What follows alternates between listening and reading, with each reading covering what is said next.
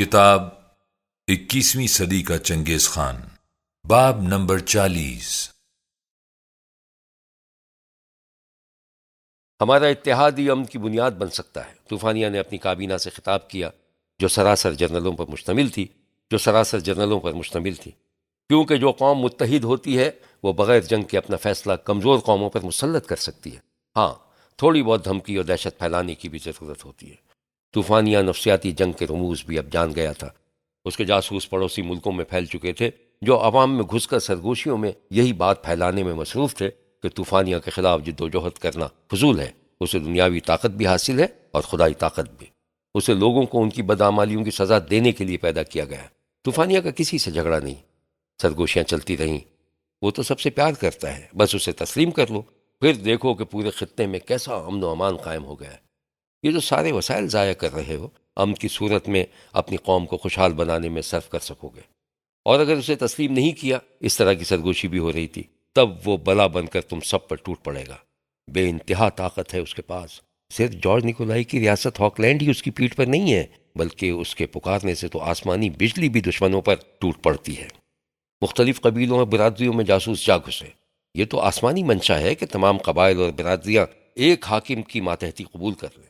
بادشاہتیں تو اب گرنے والی ہیں، ان میں تو اب اسلحہ اٹھانے کی بھی طاقت نہیں رہی ہے۔ لیکن طوفانیہ نے صحرائی قبیلوں کی ذہانت کا غلط اندازہ لگایا تھا۔ وہ جو آزاد فضا میں گھومتے پھرتے تھے، اپنی مرضی سے سوتے جاگتے تھے، کس طرح ماتحتی قبول کرتے؟ چند جرأت مند سرداروں نے تو طوفانیہ کے آدمیوں سے یہاں تک کہہ دیا تھا، سنا ہے وہ لوگوں کو جانوروں کی طرح رکھتا ہے، ان سے مشورہ تک نہیں لیتا اور اپنی مرضی چلاتا رہتا ہے۔ یہ سب تھوڑے دنوں کی بات ہے، طوفانیہ کے نمائندوں نے کہا۔ سبوں کو متحد کر کے ایک بڑی ریاست بنانا ہمارا پہلا مقصد ہے، اور اس مقصد کو حاصل کرنے کے لیے جبر سے کام لینا ضروری ہے۔ اسی ایک کو جج اور جنرل ہونا چاہیے، لیڈر اور آقا عظیم ہونا چاہیے، تاکہ وہ تیزی سے مقصد کے حصول کے لیے آگے بڑھ سکے۔ طرح طرح کی بولیاں اور طرح طرح کی سوچیں رکاوٹ ہی نہیں بلکہ خطرناک بھی ہیں۔ فتح و کامرانی حاصل کرنے تک لوگوں کو بلا چون و چرا ہاں کہنا چاہیے۔ اس کے بعد لوگوں کی آزاد خیالی بحال کر دی جائے گی، اور پھر ایسی قوم وجود میں آئے گی جو تمام دنیا پر حکومت کرے گی۔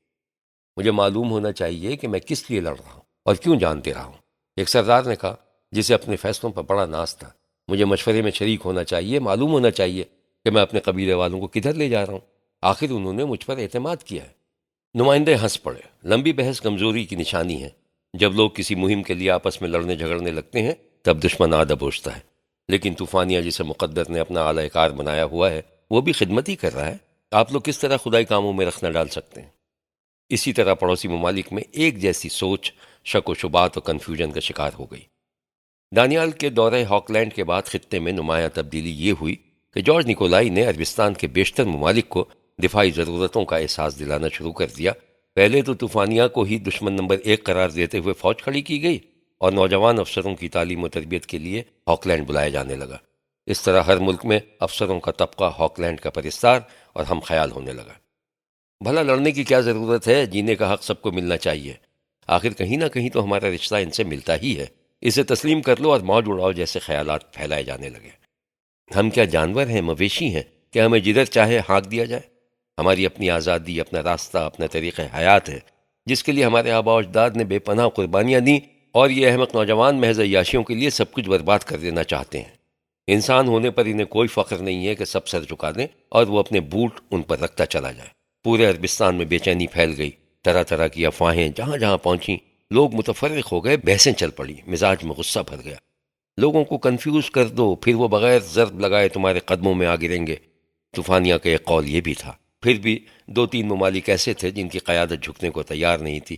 ان کا کہنا تھا، کمزوروں اور بزدلوں کو جھکنے دو، ہمیں تو کسی حالت میں نہیں جھکا سکتا، ہمیں بھی متحد ہو کر اسلحہ تیار کرنا ہوگا۔ وہ طوفانیہ کا مذاق بھی اڑاتے۔ یہ کس طرح ہو سکتا ہے کہ وہ خدا کی مخلوق میں اعلیٰ ترین نسل سے ہے اور اسے حق ہے کہ بقیہ تمام قوموں پر حکمرانی کرے؟ ہمارا تمدن بہت قدیم ہے اور ہم صدیوں سے دوسری قوموں کو تہذیب سکھاتے آئے ہیں۔ یہ صحرائی لٹیرا سمجھتا ہے کہ آنن فانن دنیا پہ چھا جائے گا؟ یہ ناممکن ہے۔ طوفانیہ اپنے منصوبے پر عمل کرتا جا رہا تھا۔ اسے پرواہ نہیں تھی کہ یہ ممالک اپنی تاریخ پر فخر کرتے ہوئے اس کا مذاق اڑاتے ہیں۔ کیا نئی تاریخ نہیں بن سکتی؟ ایک وقت آئے گا کہ یہ ہنسنا بھی بھول جائیں گے۔ طوفانیہ نے اپنے جاسوسوں سے کہا، جنہوں نے اسے خبر دی کہ اس کا تو مذاق اڑایا جا رہا ہے۔ لیکن اس خطے میں اب تاریخ کروٹ بدل رہی تھی۔ اجمستان میں انقلاب آ گیا تھا۔ شہنشاہ جو ہاک لینڈ کے لیے پولیس کا کردار ادا کر رہا تھا تخت شاہی سے دستبردار ہو کر ملک بدر ہو چکا تھا۔ زارلینڈ نے عربستان کے جن ملکوں کو فوجی امداد دینا شروع کر دیا تھا ان میں حسین کا ملک سب سے آگے تھا۔ طوفانیہ کے جاسوسوں نے خبردار کیا تھا کہ اگر اسے روکا نہ گیا تو آگے چل کر خطرہ بن سکتا ہے۔ چنانچہ طوفانیہ نے مکمل رپورٹ اپنے منہ بولے باپ جارج نکولائی کو بھجوا دی۔ رپورٹ کے جواب میں اسے اطمینان دلوایا گیا کہ فکر مند ہونے سے زیادہ خود کو تیار رکھنے کی ضرورت ہے۔ ہاکلینڈ کو پورا علم ہے کہ حسین کو کس قسم کی امداد دی جا رہی ہے، بلکہ خواہش ہے کہ جتنی زیادہ اور جتنی جلد اس کا ملک فوجی طاقت حاصل کر لیتا ہے اتنی ہی قوت سے اس طاقت کو عجمستان کے خلاف استعمال کیا جا سکے گا۔ دونوں کی سرحدیں بھی ملتی ہیں۔ تاریخی رقابت جو ان کے درمیان چلی آ رہی ہے اسے وقتاً فوقتاً بڑھاوا دینے کی ضرورت ہے تاکہ یہ بھول نہ جائیں اور بھائی بھائی کا نعرہ نہ لگانے لگیں۔ فی الحال اتنا کافی ہے، جب ضرورت ہوگی تو پوری ہدایت بھی بھیج دی جائے گی۔ اور یہی ہوا کہ سرحدی جھڑپیں شروع ہو گئیں اور دوسرے ہی دن طوفانیہ کو ہدایت نامہ موصول ہوا۔ حسین کو آگے بڑھ کر عربستان کے سارے وسائل کو کام میں لانے کی کوشش کی جا رہی ہے، لیکن دونوں کے درمیان جنگ اسی وقت طول پکڑ سکتی ہے جب عجمستان کو بھی امداد بہم پہنچائی جائے۔ لہٰذا طوفانیہ میرے منہ بولے بیٹے، تم عجمستان کو اسلحہ سپلائی کرنا شروع کر دو، جو ہمارا ہی اسلحہ ہوگا لیکن تمہاری وساست سے جائے گا، اور اپنے جنگی ماہرین بھی بھیج دو، اور جنگ کو طول لینا ہے، ایک دوسرے کو مٹانا نہیں ہے، اسی میں ہمارا مفاد ہے۔ یہ ہدایت نامہ دانیال کو بہت پسند آیا۔ ارتھیا نے بھی داد دی اور دونوں نے صوفیہ کو سمجھایا کہ اب وہ اپنی زبان نہ کھولے اور طوفانیہ جو بھی فیصلہ کرتا ہے اس پر تنقید نہ کرے۔ لیکن صوفیہ نے جب سنا کہ طوفانیہ فوجی ماہرین کی ٹیم دور دراز ملک عجمستان بھیج رہا ہے تو وہ غصے سے بھرا سیدھا طوفانیہ کے پاس پہنچ گیا۔ یہ دور دراز کے ایک غیر ملک میں جنگ سے ہمارا کیا واسطہ ہے طوفانیہ؟ اس نے چیختے ہوئے کہا۔ یہ جارج نکولائی کا حکم ہے جو ہم سب کا باپ ہے، طوفانیہ نے کہا۔ صوفیہ نے اسے تیکھی خاموشی سے دیکھا۔ جنگ سے طاقت آتی ہے، طوفانیہ نے کہا، اور اپنی قوم کو طاقتور بنانے کے لیے جنگ کا تجربہ ضروری ہے۔ کس لیے؟ دوسروں کی جنگ ہم کیوں لڑیں؟ صوفیہ نے غصے سے کہا۔ ہاں ٹھیک سمجھا تم نے، دوسروں کی جنگ۔ صوفیہ نے لمبا سانس لیتے ہوئے کہا، ضرورت و بقا کی جنگ سے کوئی جھگڑا ہمارا نہیں ہے، لیکن اس وقت ایسی کوئی بات نہیں ہے۔ جارج نکولائی اپنی جنگ کے لیے ہمیں جہاں چاہے گا لڑاتا رہے گا۔ کیا ہم کرائے کے فوجی ہیں؟ ہر جنگ میں کسی ایک شخص کا انتقامی جذبہ کار فرما ہوتا ہے، طوفانیہ نے کہا۔ لیکن یہ انتقام تمہارا نہیں ہے، صوفیہ نے کہا۔ یہ تم کس طرح کہہ سکتے ہو؟ طوفانیہ نے کہا۔ صوفیہ تم اب جاؤ، تم نے بہت تنگ کر رکھا ہے۔ تم آج کو دیکھتے ہو اور میری نظر کل پر ہوتی ہے۔ کل پر؟ تو کیا تمہارا یہ خیال ہے کہ میں صرف آج کے لیے منصوبہ بندی کرتا ہوں؟ میں مستقبل کو دیکھتا ہوں اور ہر جنگ مجھے مستقبل کی طرف لے جاتی ہے۔ لیکن صوفیہ کے جذبات کب سر پڑنے والے تھے، اسے تو یہ مہم ظالمانہ اور احمقانہ نظر آ رہی تھی کہ جس میں طوفانیہ اپنے آدمیوں کو دوسرے کے مفاد کے لیے جنگ میں جھونکنے کی تیاری کر رہا تھا۔ جو ایک مرتبہ پیدائشی حق بیچ دیتا ہے وہ پھر ہمیشہ کے لیے غلام بن جاتا ہے، صوفیہ نے کہا۔ یہ کوئی بری بات نہیں ہے اگر زیادہ دام ملے، طوفانیہ نے مسکراتے ہوئے کہا۔ پھر ایک دم سے سنجیدہ ہو کر بولا، پتہ نہیں میں تمہاری خرافات کو کس طرح برداشت کر لیتا ہوں، ورنہ کسی کی مجال ہے جو میرے سامنے اس طرح کی گفتگو کرے؟ اب میں تمہیں حکم دیتا ہوں کہ تم یہاں سے چلے جاؤ۔ لیکن اب صوفیہ خاموش ہونے والا نہیں تھا۔ اگر تمہارے لوگ جنہیں تم نے غلام بنا رکھا ہے آزاد ہوتے تو تم ایسا ان کے ساتھ کر پاتے؟ آزاد آدمی شریفانہ جنگ لڑتا ہے، وہ اپنی ذات اور اپنی قیمتی اشیاء کی حفاظت کے لیے لڑتا ہے۔ یہ صرف غلام ہے جو دوسروں کے منافع کے لیے جنگ لڑتے ہیں۔ طوفانیہ نے کوئی جواب نہیں دیا، بلکہ اس نے صوفیہ کو ایک خاص انداز سے دیکھا اور ظالمانہ طور پر مسکرا دیا۔ دونوں کے جھگڑا کرنے کی خبریں اندرون خانہ بھی پہنچ گئیں۔ رات کو طوفانیہ کی بیوی جولیا نے شوہر سے کہا، میں نے پہلے بھی کہا تھا میرے آقا کہ وہ غدار ہے، وہ لوگوں میں جا کر انہیں بغاوت کے لیے اکساتا ہے۔ لیکن طوفانیہ ہنس پڑا۔ میں نہیں جانتا جولیا، لوگ تو اس کا مذاق اڑاتے ہیں، اس میں غداری کی صلاحیت ہی نہیں ہے۔ لیکن جولیا نے بات آگے بڑھاتے ہوئے کہی، فیصلوں کے خلاف رائے دینا ہمیشہ خطرناک ہوتا ہے۔ لوگ جان گئے ہیں کہ تمہارے جگری دوست نے تم سے جھگڑا کیا ہے، اور اب وہ ضرور سوچیں گے کہ جھگڑا کسی سچ بات پر تو نہیں کیا گیا ہے۔ میں کہتی ہوں کہ جب تک یہ شخص زندہ ہے اس کی اختلافی رائے پر بحث ہوتی رہے گی۔ اب جولیا رو پڑی، اس لیے کہ تمہاری محبت نے تمہیں اندھا کر دیا، جو ہم سب کے لیے بڑی خطرناک ہے۔ اتنی بڑی آبادی میں بہت سے ایسے ہوں گے جو دل ہی دل میں تم سے اختلاف رکھتے ہوں گے، لیکن یہ شخص ہوا دے کر انہیں بھی زبان دے سکتا ہے۔ طوفانیہ ذہنی طور پر تو بیوی کی بات کو مان گیا، لیکن ڈانٹ کر خاموش کر دیا۔ اس کے اپنے منصوبے ہیں، اس کی وفاداری محبت سے پھوٹی ہے، لہٰذا شک کرنے کا سوال ہی پیدا نہیں ہوتا۔ جولیا پھر کہنے سے باز نہ آئی، ہر قوم میں غدار ہوتے ہیں، وہ وفادار صحیح لیکن اتنا سیدھا ہے کہ آسانی سے اعلی کار بن سکتا ہے۔ طوفانیہ اب برداشت نہیں کر سکتا تھا، اس نے جولیا کے منہ پہ تھپڑ مار کر اسے خاموش کر دیا۔ باب نمبر 41۔ صوفیہ اپنے نظریے پر ڈٹا ہوا تھا اور آخری کوشش کے طور پر اس نے سمجھنے سمجھانے کے لیے ملاقاتوں کا سلسلہ شروع کر دیا۔ پہلے تو وہ دانیال سے ملا، اس یقین کے ساتھ کہ وہ ضرور اس کے خیالات کا ساتھ دے گا۔ دانیال نے نہایت غور سے اسے سنا اور پھر کہا، صوفیہ تمہارے ذہن میں یہ بات کبھی نہیں آئی ہے کہ طوفانیہ محض احسان چکانے کے لیے اپنے آدمی بھیج رہا ہے؟ جارج نیکولائی نے نہایت کٹھن وقت میں مدد کی ہے اور بھرپور مدد کی ہے، اور سچی بات تو یہ ہے کہ طوفانیہ اب اس کا اتحادی بن چکا ہے۔ جارج جو بھی کہے گا ہمیں ماننا پڑے گا۔ وہ اور بات تھی انکل دانیال، جب طوفانیہ نے ہم سب کی بقا کے لیے مدد مانگی تھی، زندگی اور موت کا معاملہ تھا، لیکن اب نہ تو بقا کے لیے ہے اور نہ دوسرے کو مٹانے کے لیے، بلکہ اپنا الو سیدھا کرنے کے لیے۔ تھوڑا سا حصہ طوفانیوں کو بھی مل جائے گا، اور عجیب بات ہے کہ ایک کی مدد جارج نیکولائی کرے گا اور دوسرے فریق کے لیے ہم سے ماہرین اور کمانڈر بھیجنے کے لیے کہا جا رہا ہے۔ اور یہ بیانات آپ پڑھ رہے ہیں، دونوں طرف کے مذہبی لوگوں سے اس جنگ کو مقدس قرار دلوانے کی کوشش کی جا رہی۔ صوفیہ، دانیال نے ہنستے ہوئے کہا، انسان فطری طور پر جھگڑالو ہے، وہ جنگ سے محبت کرتا ہے، کوئی بادشاہ یا بھگت یا راہب اسے نہیں لڑواتا ہے۔ تم دیکھتے نہیں ہو کہ جب فوجیں لڑنے کے لیے روانہ ہوتی ہیں تو ان کے چہرے کیسے حشاش بشاش ہوتے ہیں؟ وہ تو اس لیے کہ انہیں فتح یابی کا نشہ پلا دیا جاتا ہے، اور یہ کام نہایت خوبصورتی اور پراسرار طریقے پر مکار اور عیار راہب انجام دیتے ہیں۔ اور آپ کیا اس بات پر یقین رکھتے ہیں کہ انسان امن، سلامتی اور دوستی کی جگہ قتل، غارت گری، تشدد اور نفرت کو پسند کرتا ہے؟ ہاں، دانیال نے آہستہ آہستہ سر کو ہلاتے ہوئے کہا، کیونکہ امن اور سلامتی انسان کو اکتا دیتے ہیں۔ طاقت محفوظ دیواروں میں رہ کر خود کو کھانے لگتی ہے، جبکہ خون اور بارود اور لاشیں انسان کی مردانگی اور مہم جوئی کے جذبوں کی تسکین کا سبب بنتی ہیں۔ اسی طرح وہ امن سے زیادہ جنگ کے ذریعے خود کو محفوظ سمجھتا ہے۔ صوفیہ کے زرد چہرے کو دیکھ کر پھر مسکراتے ہوئے دانیال نے کہا، مدتوں سے انسان کا مسئلہ امن نہیں ہے، بلکہ امن حاصل کرنے کے لیے جد و جہد کرنا ہے۔ جذبہ ایثار اور مہم جوئی کی تسکین کے لیے جنگ و جدال ضروری ہے، اور صوفیہ یہ باتیں نہ تو کتابوں میں ملیں گی اور نہ فلسفوں میں، جو مردہ چہروں پر جمی ہوئی گرد کے سوا کچھ بھی نہیں۔ وہ ہنسا، ہمارا علم انسان کو چھوٹا بنا دیتا ہے۔ ہم ہیں جو مر جاتے ہیں، وہ نہیں مرتے۔ ہم خطبہ دیتے ہیں اور وہ زندہ رہتے ہیں۔ لیکن صوفیہ خاموش رہا، وہ کچھ اور سوچ رہا تھا کہ اچانک بول پڑا، انکل عورتوں کے چہروں کو بھی دیکھو، اپنے مردوں کو جنگ کے لیے جاتا دیکھ کر ان کے چہرے حشاش بشاش نہیں ہوتے، خوف اور غم سے بھرے ہوتے ہیں۔ یہ ہمارے زوال کی علامت ہے کہ ہم عورتوں کا خیال کرنے لگیں، دانیال نے کہا۔ صوفیہ واپس آ کر بروس، ڈیوڈ اور لیوی کے پاس چلا گیا، جو اس وقت ایک جگہ گوریاں کے ساتھ کھڑے روانگی سے متعلق مشورے کر رہے تھے۔ لیوی نے مسکراتے ہوئے اس کا خیر مقدم کیا اور بولا، تم خوش قسمت ہو صوفیہ کہ اس مہم میں جا رہے ہو، مجھے یہیں رہنے کا حکم ملا ہے۔ صوفیہ کے لیے ایک خبر تھی، ورنہ تو وہ یہی سمجھ رہا تھا کہ اسے نہیں بھیجا جائے گا۔ چہرے پر سرخی کی لہر آئی اور وہ غصے سے برس پڑا۔ تم اس مہم کے بارے میں کیا جانتے ہو؟ تم آدمی ہو یا سوچ سمجھ سے آری حیوان؟ تمہیں معلوم نہیں ہے کہ ہم یہ لڑائی اپنے لیے نہیں لڑ رہے، ایک بڈھے کی ہوس نے ہمیں استعمال کرنے کی کوشش کی ہے۔ سبوں نے حیرت سے اسے دیکھا، پھر ایک دوسرے کو دیکھتے ہوئے نظریں نیچی کر لیں۔ کوئی بھی کچھ نہیں بولا، صرف گوریاں نے صوفیہ پر ایک کینہ بھری نظر ڈالی اور منہ ایک طرف کو کر لیا۔ بروس، صوفیہ نے آخر کار خود ہی کہا، کیا تم بھی کچھ نہیں بول سکتے؟ بروس نے اوپر دیکھا اور آہستہ سے جواب دیا، میرے آقا کی مرضی میری مرضی ہے، میں صرف حکم بجا لانے کے لیے زندہ ہوں، اور یہ بات میں تمہیں پہلے بتا چکا ہوں صوفیہ۔ ڈیوڈ مسکرایا اور بولا، تم آخر ہم سے چاہتے کیا ہو؟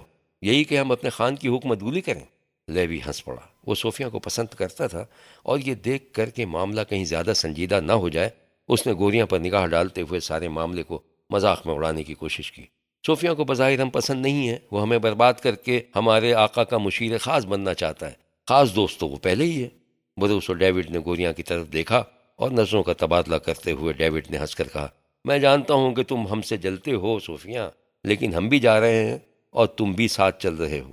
صوفیہ خاموش ہو گیا، وہ سمجھ گیا کہ اندر ہی اندر کوئی گڑبڑ چل رہی ہے۔ اس نے باری باری سبوں کو دیکھا اور مایوس ہو کر واپس پلٹ آیا۔ گوریاں کسی سے کچھ کہے بغیر باہر نکل گیا۔ ڈیوڈ نے اسے محسوس کیا اور لیوی نے آنکھیں چھوٹی کرتے ہوئے کہا، میں گوریاں کی سادہ مزاجی کے سبب اس پر اعتبار نہیں کر سکتا۔ ایسے لوگ ہمیشہ خطرناک ہوتے ہیں، کیونکہ ایک بات کو پکڑ کر اس پر اڑ جاتے ہیں، بالکل خچر کی طرح، اور ہم جانتے ہیں کہ یہ صوفیہ سے خار کھاتا ہے۔ کیا خیال ہے کہاں گیا ہوگا؟ ڈیوڈ نے کندھے اچکاتے ہوئے کہا، میں نے تو اصول بنا رکھا ہے کہ جس معاملے سے تمہارا کوئی تعلق نہ ہو اس میں پڑھو ہی نہیں۔ صوفیہ احمق ہے، بروس نے کہا۔ گوریاں پہلے تو بے مقصد جاتا دکھائی دیا، پھر جب ان کی نظروں سے اوجھل ہو گیا تو تیز تیز چلنے لگا اور سیدھا اپنے بھائی طوفانیہ کی رہائش گاہ میں پہنچ گیا۔ دیکھا تو وہاں اس کی بھاوج جولیا بھی موجود تھی۔ وہ اسے دیکھ کر مسکرائی۔ گوریاں بھی خوش ہوا۔ وہ جانتا تھا کہ جولیا صوفیہ سے کس قدر نفرت کرتی ہے۔ اس نے اپنے بھائی سے چاہت بھرے لہجے میں کہا، میرے آقا، ابھی ڈیوڈ، بروس اور لیوی کے پاس سے آ رہا ہوں۔ ہم روانگی سے متعلق باتیں کر رہے تھے کہ آپ کا جگری دوست صوفیہ ہمارے پاس آ گیا اور ہمیں ورخلانے لگا کہ ہم آپ کی نافرمانی کریں۔ اس نے کہا کہ یہ جنگ ہماری نہیں ہے، یہ محض حماقت ہے کہ ہم آپ کے منہ بولے باپ جارج نکولائی کے مفاد و منافع کی خاطر جنگ کریں۔ طوفانیہ نے ابھی اس کی طرف دیکھا ہی تھا کہ جولیا خوشی سے تالیاں بجانے لگی۔ میں نہ کہتی تھی آقا کہ یہ شخص غدار ہے، لیکن آپ نے سنا کب؟ آپ نے تو تھپڑ مار کر مجھے خاموش کر دیا۔ اب آپ خود اپنے سگے بھائی سے سن رہے ہیں۔ پھر اس نے گوریاں کی طرف چمکتی آنکھوں سے دیکھا۔ میں نہیں مانتا، طوفانیہ نے چیختے ہوئے کہا۔ بدن کا سارا خون جیسے سر اور چہرے پر جمع ہو گیا۔ لیکن اگر ایسا ہے تو وہ کیا کہتے ہیں؟ انہوں نے ہنسی اڑائی۔ گوریا نے کہا، تو انہوں نے دیکھ لیا کہ وہ احمق ہے۔ طوفانیہ نے دانتوں کو پیستے ہوئے کہا۔ لیکن احمق خطرناک ہوتے ہیں، جولیا بولی۔ وہ بہت آگے بڑھ گیا ہے۔ طوفانیہ نے اپنے خنجر کے دستے پہ ہاتھ رکھتے ہوئے کہا۔ اتنے میں دروازے پر آہٹ ہوئی اور دانیال اندر آ گیا۔ وہ مسکراتا ہوا داخل ہوا تھا، لیکن جب اس نے سبوں کے چہرے دیکھے تو اسے احساس ہوا کہ کوئی سنگین معاملہ درپیش ہے۔ وہ تو اس خیال سے آیا تھا کہ طوفانیہ سے صوفیہ کو مہم پر نہ بھیجنے کی سفارش کرے، لیکن اب بات اس کی زبان پر ہی رہ گئی۔ کیا بات ہے؟ اس نے جلدی سے پوچھا۔ میں نے ابھی سنا ہے کہ صوفیہ غداری کا مرتکب ہوا ہے اور ہمارے کمانڈروں کو حکم عدولی کے لیے ورغلا رہا ہے کہ یہ جنگ ہماری نہیں ہے۔ طوفانیہ نے جواب دیا، اب میں اسے اپنے ہاتھ سے قتل کروں گا۔ احمق کہیں کا، دانیال نے سوچا اور طوفانیہ کے بجائے گوریاں پہ چپتی ہوئی نظر ڈالی جو اس وقت پچھتاتا ہوا نظر آ رہا تھا۔ وہ تو صرف اتنا چاہتا تھا کہ طوفانیہ کے دل سے صوفیہ کی محبت نکل جائے۔ وہ ہرگز یہ نہیں چاہتا تھا کہ صوفیہ کو قتل کر دیا جائے۔ دانیال صوفے پر بیٹھ گیا، خود کو لاتعلق سا ظاہر کرتے ہوئے مسکرایا۔ اب اسے وہ مہارت دکھانی تھی کہ جس سے صوفیہ کے خلاف طوفانیہ کا سارا غیظ و غضب کافور ہو جائے۔ تم جانتے ہو طوفانیہ کہ صوفیہ کس طرح کی باتیں کرتا ہے۔ تم یہ بھی جانتے ہو کہ وہ غدار نہیں ہے، بس اسے زبان پر قابو نہیں ہے اور جو احمقانہ خیال آتا ہے بول پڑتا ہے۔ طوفانیہ کے ہونٹوں میں حرکت ہوئی اور آنکھیں سرخ انگارہ ہو گئیں۔ تو انصاف کا تقاضا ہے کہ میں بروس کو، ڈیوڈ کو اور لیوی کو طلب کروں اور وہ خود میرے سامنے بیان دیں۔ دانیال نے لمبا سانس لیتے ہوئے کہا، میں خود تمہیں بتاتا ہوں۔ صوفیہ میرے پاس آیا تھا، تم جانتے ہو کہ اس کا دل عورتوں جیسا ہے۔ اس نے مجھ سے دریافت کیا تھا کہ میں کیا اس جنگ کو حق بجانب سمجھتا ہوں۔ ایسے لوگ حق کی جنگ کو ترجیح دیتے ہیں۔ وہ یقین کرنا چاہتے ہیں کہ جو وہ کام کرنے جا رہے ہیں اس میں ان کی مرضی بھی شامل ہے۔ اس طرح انہیں خود ارادی اور آزادی کا احساس مل جاتا ہے۔ میں نے اس سے کہہ دیا ہے کہ جو کچھ تم کرتے ہو وہ ہمیشہ حق بجانب ہوتا ہے۔ طوفانیہ بدستور غصے میں تھا، لیکن غیر ارادی طور پہ مسکرا پڑا۔ جولیا البتہ غصے سے دانیال کو دیکھتی ہوئے بولی، ہم سب جانتے ہیں دانیال کہ آپ صوفیہ کو کتنا چاہتے ہیں اور اسی لیے ہمیشہ اس کا دفاع کرتے ہیں، چاہے وہ ہمارے خاندان کے خلاف ہی کیوں نہ ہو۔ دانیال نے اپنا ہاتھ ہونٹوں پہ رکھتے ہوئے سوچنے کے انداز میں کہا، کیا کوئی ذاتی وجہ ہے جو تم صوفیہ سے نفرت کرتی ہو جولیا؟ پھر نرم لہجے میں بولا، کیا اس نے تمہیں کوئی چوٹ پہنچائی ہے؟ اور اگر ایسا ہے تو اسے یہاں بلا کر بات صاف کر لو کہ تم دونوں کے درمیان کیا معاملہ ہے۔ جولیا زرد پڑ گئی، دل جیسے رک گیا۔ کوئی معاملہ نہیں ہے، جولیا نے ہکلاتے ہوئے کہا۔ دانیال نے بات آگے بڑھائی، جولیا تم ایک عقل مند عورت ہو، میں نے ہمیشہ تمہاری تعریف کی ہے اور اپنی بیٹی کی طرح سمجھا ہے۔ اگر تم واقعی یقین سے کہتی ہو کہ صوفیہ غدار ہے تو ضرور اس کی کسی خفیہ حرکت کا تمہیں علم ہوگا اور تم اس پر باضابطہ الزام لگاؤ۔ بالکل، طوفانیہ نے کہا، اسے بلاؤ یہاں۔ جولیا نے اکثر مجھے اس کے خلاف متنبہ کیا ہے، اب وہی اس پر الزام عائد کرے گی۔ جولیا تو سفید پڑ گئی، آنکھیں خوف زدہ ہو گئیں۔ تھوک گھونٹتے ہوئے اور ہونٹوں کو تر کرتے ہوئے اس نے ہکلا کر کہا، شاید ہم کچھ زیادہ ہی جلد بازی سے کام لے رہے ہیں اور شاید اس نے عملاً غداری بھی نہ کی ہو۔ اب گوریا نے مداخلت کی، لیکن میں نے خود سنا ہے۔ دانیال جولیا پر اپنی باتوں کا خاطر خواہ اثر دیکھ کر اب اپنے چھوٹے بھائی پر متوجہ ہوا۔ گوریا، میں نے ہمیشہ تمہاری ذہانت کی تعریف کی ہے، تم خاصے ہوشیار اور یہ جانتے ہو کہ صوفیہ غدار نہیں ہے، پھر بھی تمہارے اصرار ہے تو میں تمہارے بارے میں اپنی رائے بدل ڈالوں گا۔ لیکن میں نے سنا ہے ایسی باتیں کہتے ہوئے، گوریا نے کہا، لیکن تم خاصی سمجھ رکھتے ہو اور جانتے ہو کہ صوفیہ صرف احمق ہے، دانیال نے زور دے کر کہا۔ گوریا ذرا دیر کے لیے خاموش رہا۔ وہ اپنے ماموں کی باتوں سے بہت خوش تھا، کیونکہ اب سے پہلے تو ماموں اسے بے وقوفی سمجھتے تھے۔ آخر اس نے کہا، آپ ٹھیک کہہ رہے ہیں انکل، میں ہمیشہ سے صوفیہ کو احمقی سمجھتا رہا ہوں، بس بولتا بہت ہے۔ طوفانیہ ان کی باتیں غور سے سن رہا تھا، ہر ایک کے چہرے کا جائزہ بھی لیتا رہا۔ اس نے محسوس کیا کہ باتوں کی تہ میں کچھ اور بھی ہے۔ بظاہر یہ طے ہوا کہ صوفیہ احمق ہے، غدار نہیں ہے۔ اس نے طنزاً کہا، بہرکیف میں ان کمانڈروں کو طلب کر کے پوچھوں گا کہ صوفیہ نے اصل میں کیا کہا تھا۔ دانیال نے کندھے اچکائے اور سانس کھینچتے ہوئے کہا، طوفانیہ، کبھی یہ بھی خیال گزرا ہے تمہارے ذہن میں کہ اس وقت جب کہ جنگ کی تیاریاں ہو رہی ہیں، ایسے موقع پر غداری کا مسئلہ اٹھانا درست نہیں ہے؟ غداری کا صرف الزام لگا دینے سے ہی لوگ سوچنا شروع کر دیں گے، اور صوفیہ کے بھی بہت سے دوست ہیں۔ دانیال کھڑا ہو گیا اور اپنا ہاتھ طوفانیہ کے کندھے پہ رکھتے ہوئے بولا، اپنے دل سے پوچھو طوفانیہ کہ تمہارا جگری دوست غدار ہے کہ نہیں۔ طوفانیہ نے تیز نگاہوں سے دیکھا مگر خاموش رہا۔ دانیال مسکراتے ہوئے بولا، دیکھا تم جواب نہیں دے سکتے، لیکن میں صوفیہ سے خود بات کروں گا اور کہوں گا کہ اپنی زبان بند رکھے۔ ہر سوچنے والے انسان کی طرح وہ بولتا بہت ہے۔ بہتر ہوگا کہ وہ تمہارے ساتھ رہے اور پھر کوئی ایسا موقع آئے کہ وہ تمہاری جان بچا سکے۔ تم جانتے ہو کہ وہ تمہاری خاطر جان بھی دے سکتا ہے۔ غرض اس طرح صوفیہ کی جان بخشی ہوئی، اور جب اسے بتایا گیا کہ وہ پہلے کی طرح طوفانیہ کے ساتھ رہ کر دوستی کا حق ادا کرے گا تو اسے نہ صرف حیرت ہوئی بلکہ آنسوؤں سے چہرہ بھیگ گیا۔ تاہم دانیال سمجھ رہا تھا کہ طوفانیہ بھولا نہیں ہے، اور یہ نوجوان کمانڈر ہمہ وقت خطرے میں ہے، کوئی معجزہ ہی بچا سکتا ہے اسے۔ باب نمبر 42۔ صحرا کی ایک چاندنی رات میں طوفانیہ نے صوفیہ سے اپنا ایک خواب بیان کیا۔ میں نے دیکھا ہے کہ سامنے ایک بہت اونچی سفید دیوار ہے جو آسمان تک جاتی ہے، اس میں ایک سنہری دروازہ ہے۔ میں نے بڑا زور لگایا لیکن دروازہ کھلا نہیں۔ یہ ایک شگون ہے۔ صوفیہ نے خواب کا بقیہ حصہ سنے بغیر کہہ دیا، اس کا مطلب ہے کہ ایسے دروازے بھی ہیں جنہیں انسان زور لگا کر بھی نہیں کھول سکتا، اور ایسی دیواریں بھی ہیں جنہیں انسان پار نہیں کر سکتا۔ طوفانیہ نے اسے غور سے دیکھا اور مسکرایا، لیکن صوفیہ پریشان سا ہو گیا۔ اسے اس مسکراہٹ میں کچھ درد اور کچھ طنز محسوس ہوا۔ تم ٹھیک ہی کہتے ہو، خان نے کہا اور چلا گیا۔ صوفیہ نے دیکھا کہ وہ ایک راستے پر آگے پیچھے ٹہل رہا ہے، جیسے کچھ تلاش کر رہا ہو۔ ادھر اجمستان کی سرحد پر جھڑپیں جاری تھیں، اور ہاکلینڈ سے ایک جنرل طوفانیہ کے پاس آیا ہوا تھا۔ جنرل نے طوفانیہ کے لشکروں کی تعریف کی اور کہا، ہم عنقریب اجمیوں کو شکست دلوائیں گے۔ اجمی بھیڑ بکریوں کا ریوڑ نہیں ہے، طوفانیہ نے بڑے اطمینان سے کہا۔ ہاں، ابو الارض کے شہزادوں کے لیے ضرور درد سر ہے۔ آپ لوگ شہزادوں کی مدد کے لیے آمادہ ہو ہی گئے ہیں تو آپ کو اس کا انعام ضرور مل جائے گا۔ بس مجھے جدید اسلحہ اور مالی امداد چاہیے۔ اس سے آگے طوفانیہ نے کچھ نہیں کہا۔ ابو الارض کے شہزادے الخمیس اور جنرل کے اعزاز میں ایک بڑی دعوت کا اہتمام کیا گیا۔ دعوت میں سب کچھ تھا جیسا کہ بڑی شخصیتوں کی دعوت میں ہوتا ہے۔ شہزادے نے طوفانیہ کے بارے میں بہت کچھ سن رکھا تھا، اور اب وہی اس کی تمام تر دلچسپیوں کا مرکز تھا۔ پہلی ملاقات ہی میں شہزادے نے کہا، ہمارے ملک میں ایک پودا ہوتا ہے، اخضر الخالد، سدا بہار پودا ہے جو 1000 سال میں ایک مرتبہ پھول دیتا ہے، اور جب یہ کھلتا ہے تو ایک عظیم بادشاہ یا ایک عظیم مذہبی رہنما یا پھر کسی ہلاک کرنے والی خوفناک بلا کی نشاندہی کرتا ہے۔ اور آج ہی صبح میں نے اپنے باغ میں ان دونوں پودوں کو پھولوں سے لدا ہوا دیکھا ہے، اور آج ہی رات میں تمہیں دیکھ رہا ہوں۔ یہ فقرے ادا کرتے ہوئے وہ مسکرایا جیسے خود ہی محسوس ہوا ہو۔ طوفانیہ بھی جواباً مسکرایا، لیکن جنرل خاموش رہا اور دونوں کے چہرے باری باری دیکھتا رہا۔ شہزادہ خوبصورت بھی تھا اور آواز بھی گہری اور سننے میں بھلی معلوم ہوتی تھی۔ آنکھوں میں پرکشش اور ذہانت نمایاں تھی، ہونٹ سرخ اور موٹے، جو مسکراتے تو ان میں شفقت بھی ہوتی اور طنز بھی۔ انگلیوں میں جواہروں سے جڑی انگوٹھیاں سج رہی تھیں، شانوں پر سفید ریشمی عبا، سر اونچا کیے پہلی مرتبہ ایسا شریف آدمی طوفانیہ نے دیکھا تھا۔ دونوں بالکل مخالف صفت کے مالک، ایک وحشی صحرائی اور دوسرا مہذب اور محل کا باسی، لیکن اس وقت دونوں کے مابین مکمل دوستی اور اعتماد کا جذبہ کار فرما تھا۔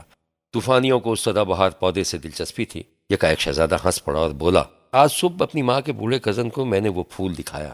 وہ فلسفی قسم کا آدمی ہے، عقل مند ہے۔ وہ تو دیکھتے ہی پیلا پڑ گیا اور بولا، یہ پھول تو ماضی کے اندھیروں سے نکل کر آج کی روشن دنیا میں آنے والی ایک خوفناک بلا کی نشاندہی کر رہا ہے۔ ان بڑے میاں کا عقیدہ ہے کہ انسان پر نازل ہونے والی آفتیں لافانی ہوتی ہیں۔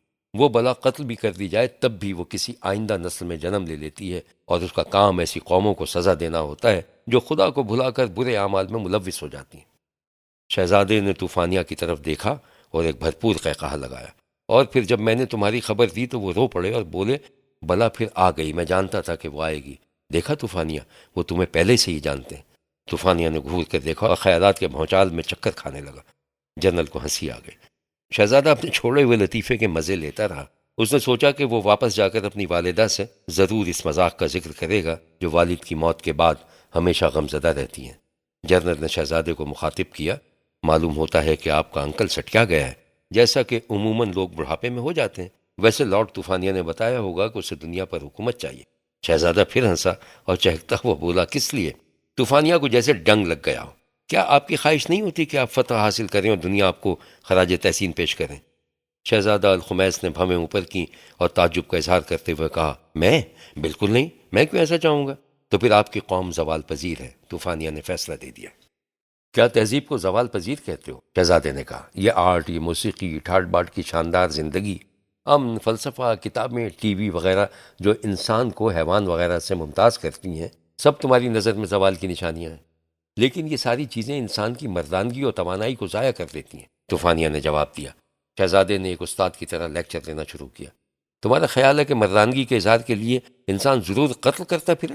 کیا ضروری ہے کہ جو پڑھا لکھا ہو اس میں مردانگی مفقود ہو؟ کیا قلم چلانے والا رائفل نہیں چلا سکتا، میزائل نہیں داغ سکتا؟ میں تم سے اتفاق نہیں کرتا۔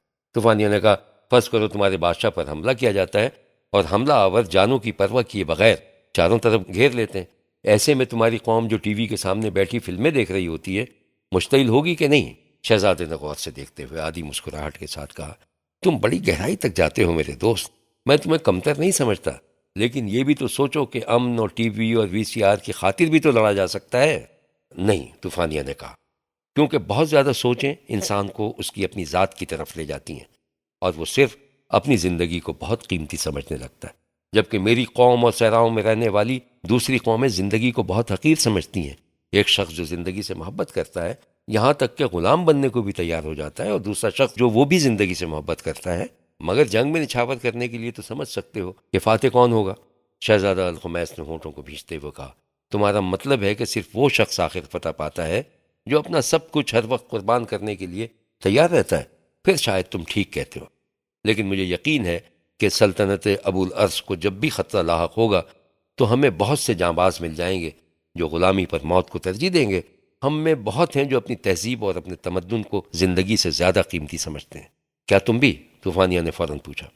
شہزادہ مسکرایا، کندھوں کو چکاتے ہوئے بولا، اگر میں مر گیا تو میرے لیے تہذیب بھی مر گئی، تمدن بھی مر گیا۔ اس کے بعد وہ بڑے زور سے ہنسا، لیکن طوفانیہ جو اسے سمجھ چکا تھا اس کی ہنسی پر ذرا بھی برہم نہیں ہوا، بلکہ دونوں دوست نظر آنے لگے۔ بعد میں پرنس الخمیس نے طوفانیہ کو اپنے ساتھ چہل قدمی کی دعوت دی۔ ساتھ چلتے ہوئے اس نے اپنی قوم کی تاریخ کے شاندار واقعات سنائے، تہذیب کی باتیں کیں اور طوفانیہ کے سامنے ایسی مملکت کا نقشہ کھینچا جہاں روایات اور ثقافت، شاعری اور موسیقی، فلسفہ اور علمیت کی حکمرانی ہو، جہاں سنہرے الفاظ لوٹ کے مال سے زیادہ وزنی ہو، جہاں شعراء کی بڑی عزت ہو اور خاندانی تفاخر کو دولت کے فخر پر برتری حاصل ہو۔ جنگی ترانے اب وہاں سنائی نہیں دیتے، پرنس نے مسکراتے ہوئے کہا، ہم سپاہیوں کو جانوروں سے بھی کمتر سمجھتے ہیں۔ جب کبھی جنگ ہوتی ہے جو شازی ہوتی ہے تو ہم مل ملا کر نمٹا لیتے ہیں۔ ہم اپنی زمین میں فطرت کے بکھرے ہوئے حسن پر غور و فکر کرتے ہیں، کیونکہ ان میں کوئی پاگل پن نہیں ہے۔ پاگل پن تو بیمار لوگوں میں ہوتا ہے۔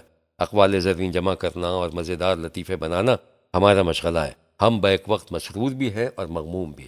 ہم جانتے ہیں کہ انسان فطرتاً برا ہے، اور ہم چونکہ شرفا لوگ ہیں اس لیے برائی کو پھولوں سے ڈھانپتے رہتے ہیں، بدبو پر پرفیوم چھڑکتے رہتے ہیں۔ تاہم طوفانیہ نے طنزیہ انداز میں کہا، تم اپنے تاجروں کی عیاریوں اور بے پناہ دولت کے سبب جانے جاتے ہو۔ پرنس ہنسا اور اعتراف کرتے ہوئے بولا، یہ تو ہے، ہمارے قہوہ خانوں کی موسیقی سے ہٹ کر یہ تاجر لوگ اپنے سکے کھنکھناتے ہیں، لیکن جان لو کہ ان کا شمار شرفا میں نہیں ہوتا۔ میں تو صرف اپنے طبقے کی بات کر رہا ہوں۔ پھر پرنس نے تمام تر صاحب گوئی سے بتایا کہ اس کے ملک میں کیا ہو رہا ہے۔ رشوتیں لی جا رہی ہیں، طبقاتی نفرتیں پھیل رہی ہیں، ٹیکسوں کا بوجھ نچلے طبقے پر ڈالا جا رہا ہے، اور مذہبی فرقوں میں تلخیاں بڑھ رہی ہیں۔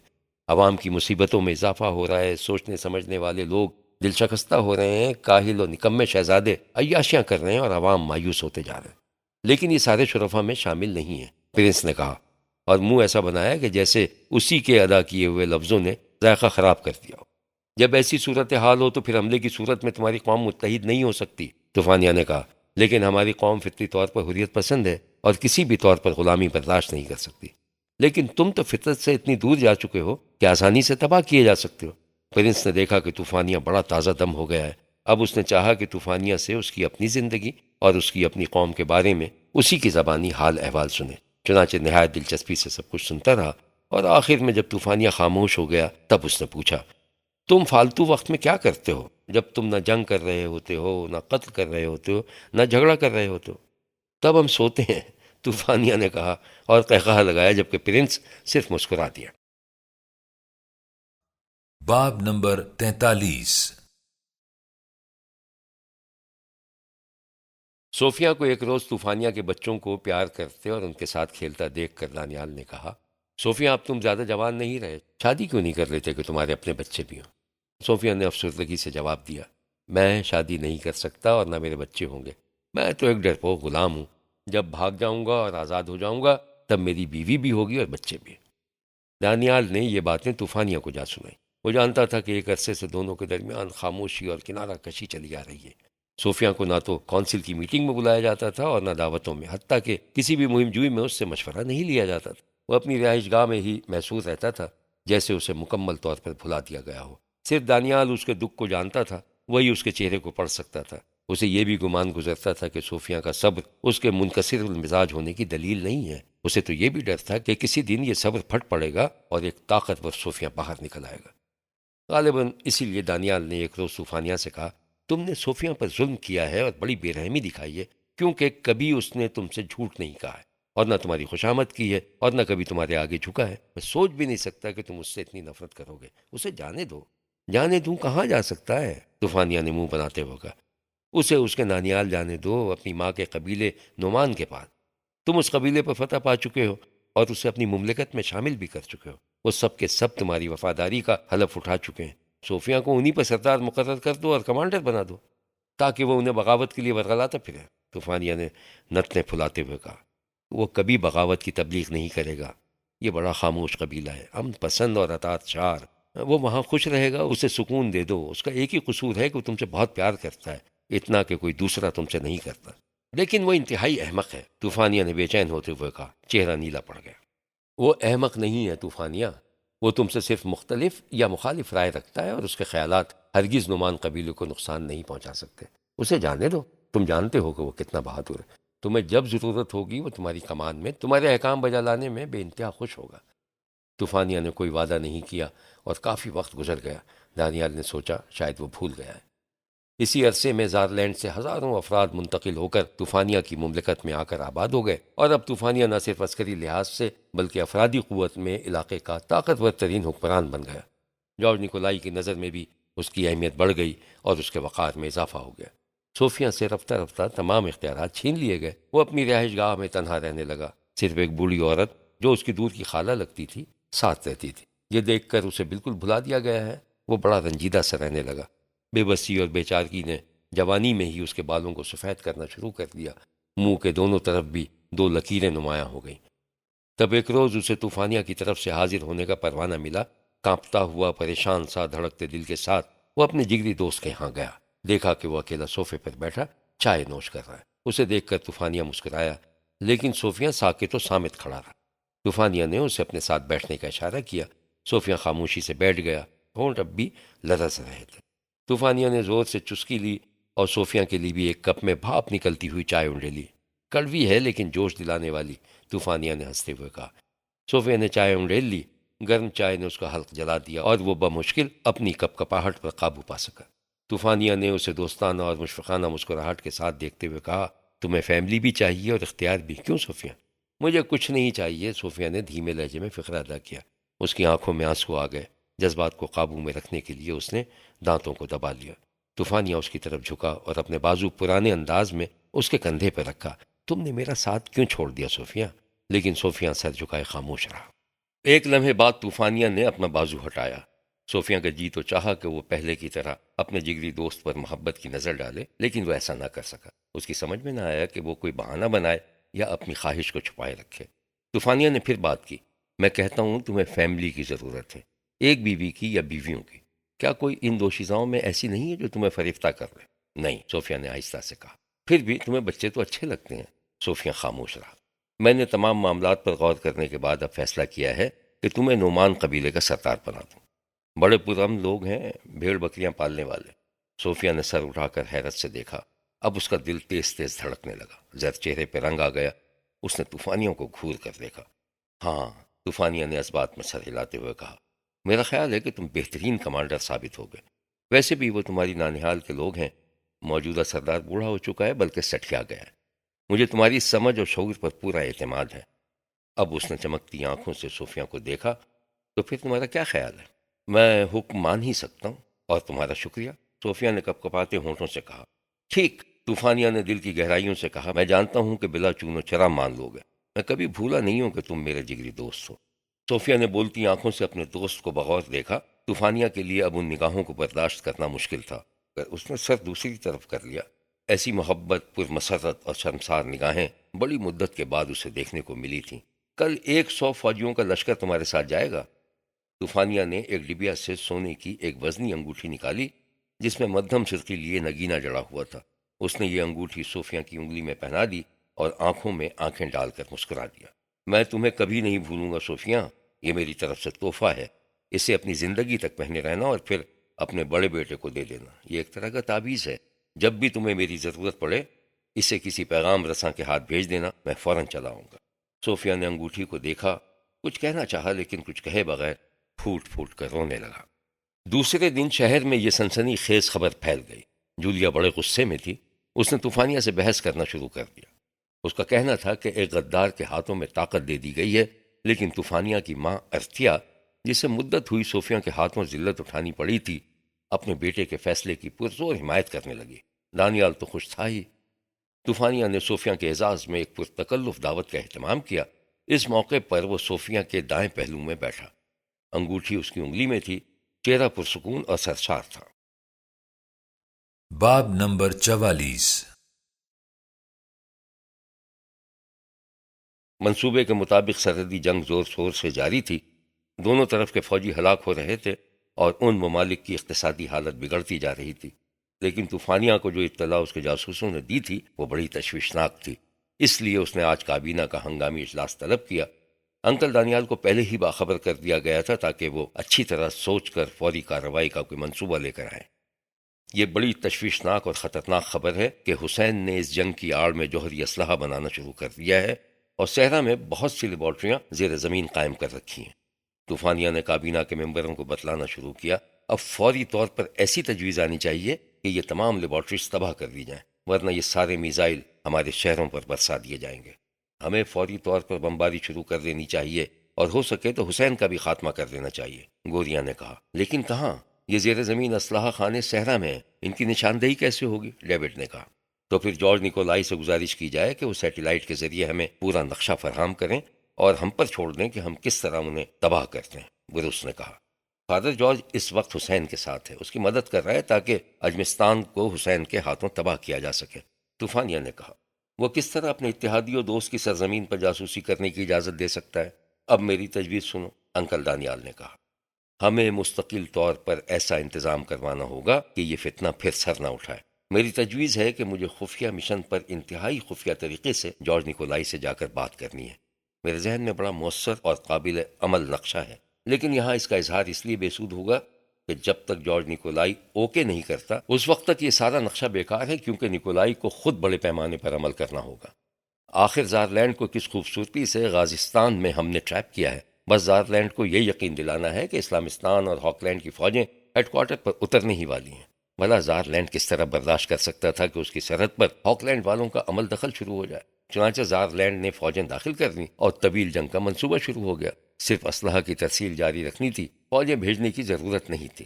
مسلمانوں کو جہاد کا نشہ چاہیے، پھر یہ لاکھوں کٹ مریں گے اور کبھی نہیں سوچیں گے کہ انہیں لڑاتا کون ہے۔ اب دیکھ لو، اجمستان اور عربستان کی سرحد پر جو جنگ ہو رہی ہے تو دونوں طرف کے مسلمان جہاد کر رہے ہیں نا۔ واہ انکل، گوریا نے کہا، یہ سارا نقشہ آپ نے بنا کر دیا تھا؟ اوہ، میں نے نہیں دیا تو کیا، ولنگٹن میں ہمارے جیسے بہت بیٹھے ہیں جو یہی تحقیق کرتے رہتے ہیں کہ ہمارا جانی نقصان کم سے کم ہو اور یہ لاکھوں ادھر اور لاکھوں ادھر ڈھیر ہو جائیں، انکل دانیال نے کہا۔ تو پھر یہی طے کر لیتے ہیں کہ انکل دانیال کو خفیہ مشن پر روانہ کر دیا جائے، طوفانیہ نے کہا۔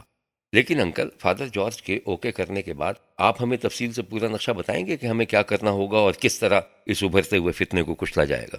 یقیناً تم سب جان کر ایسے خوش ہوگے کہ میں کیا بتاؤں، عمل شروع کرتے ہی دیکھنا نتائج آنا شروع ہو جائیں گے، دانیال نے ہنستے ہوئے کہا۔ خفیہ مشن سے واپس آنے کے بعد دانیال نے انتہائی خفیہ میٹنگ میں منصوبے کے اہم نکات بیان کیے۔ میٹنگ میں طوفانیہ اور اس کے معتمدین خاص جنرل ڈیوڈ اور جنرل بروس موجود تھے۔ جنرل گوریاں کو دور رکھا گیا تھا۔ پہلا نقطہ یہ ہے، دانیال نے کہنا شروع کیا، کہ اجمستان اور عربستان کی جنگ بند کروا دی جائے گی۔ اس کے بعد حسین کو اکسایا جائے گا کہ وہ اپنے پڑوسی ملک جو عربستان میں واقع ہے اور جو تیل کی دولت سے مالا مال ہے اس پر حملہ ہی نہ کرے بلکہ قبضہ کر بیٹھے، اور یہ کام زارلینڈ کے ذریعے کروایا جائے گا کیونکہ حسین اور ان کے پرانے تعلقات ہیں۔ ہاک لینڈ صرف اشارہ دے گا کہ وہ مداخلت نہیں کرے گا۔ اس طرح جب وہ ایک آزاد ملک پر قبضہ کرے گا تب ہاک لینڈ اپنے اتحادیوں سمیت حسین کو جارے قرار دے کر اس کے ملک کے چپے چپے پر بمباری شروع کر دے گا۔ پھر زمینی کارروائی کے ذریعے حسین کی فوجوں کو نکال کر جب مقبوضہ ملک مفروض بادشاہوں کے حوالے کر دیا جائے گا تب پورے علاقے کے وسائل پر ہاک لینڈ والوں کا تصرف مستقل ہو جائے گا۔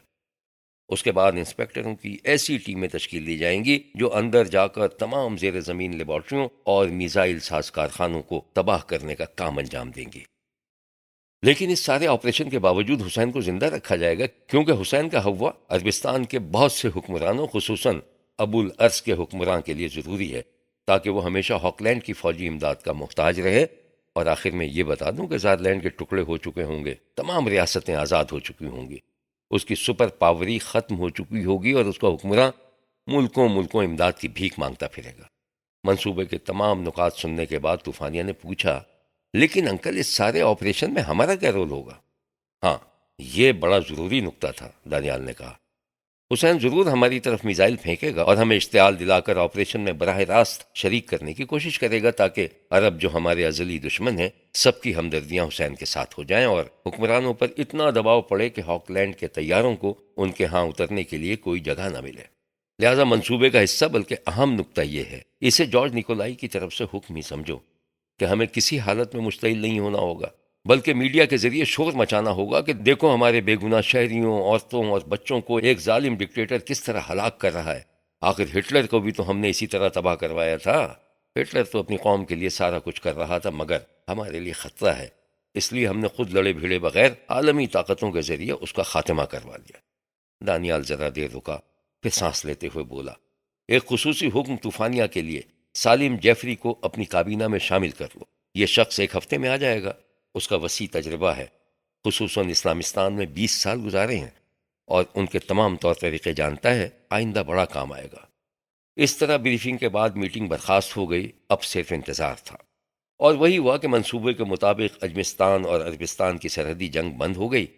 زارلینڈ سے کرنل نے حسین آباد آ کر مشورہ دیا کہ حملہ کر کے پیٹرولیم سے مالا مال پڑوسی ملک پر قبضہ کر لو تاکہ اقتصادی حالت درست ہو جائے۔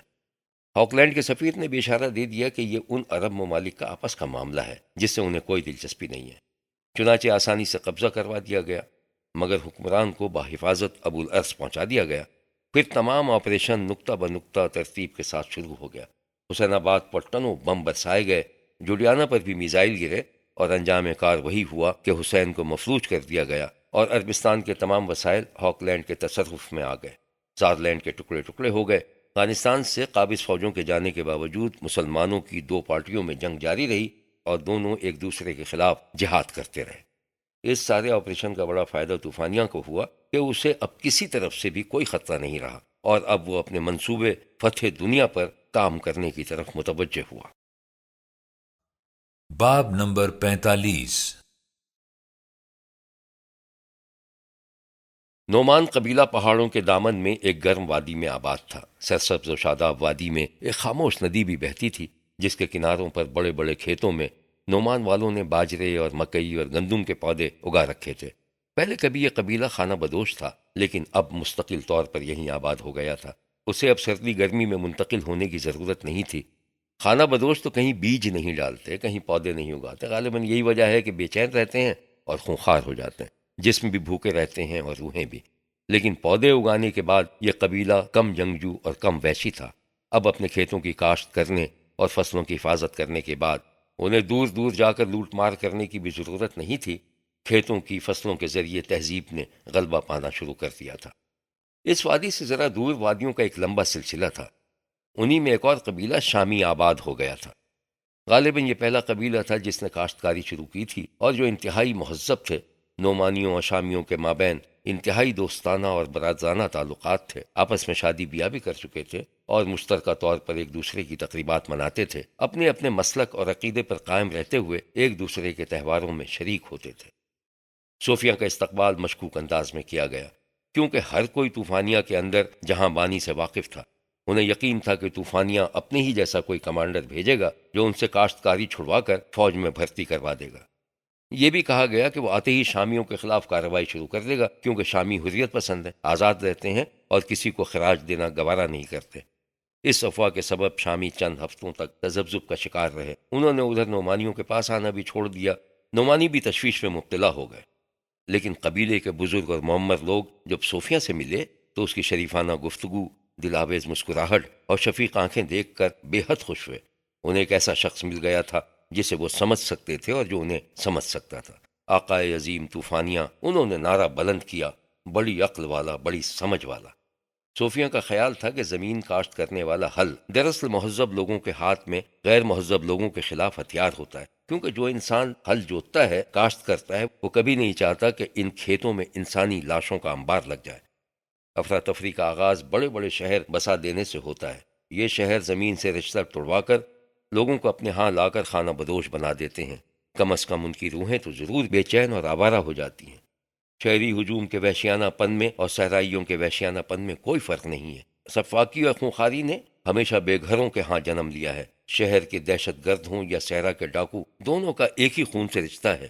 دونوں ہی قتل کرتے ہیں، لوٹ مار کرتے ہیں اور اپنی جانیں گنوا دیتے ہیں۔ یہی ان کا نصیب ہوتا ہے۔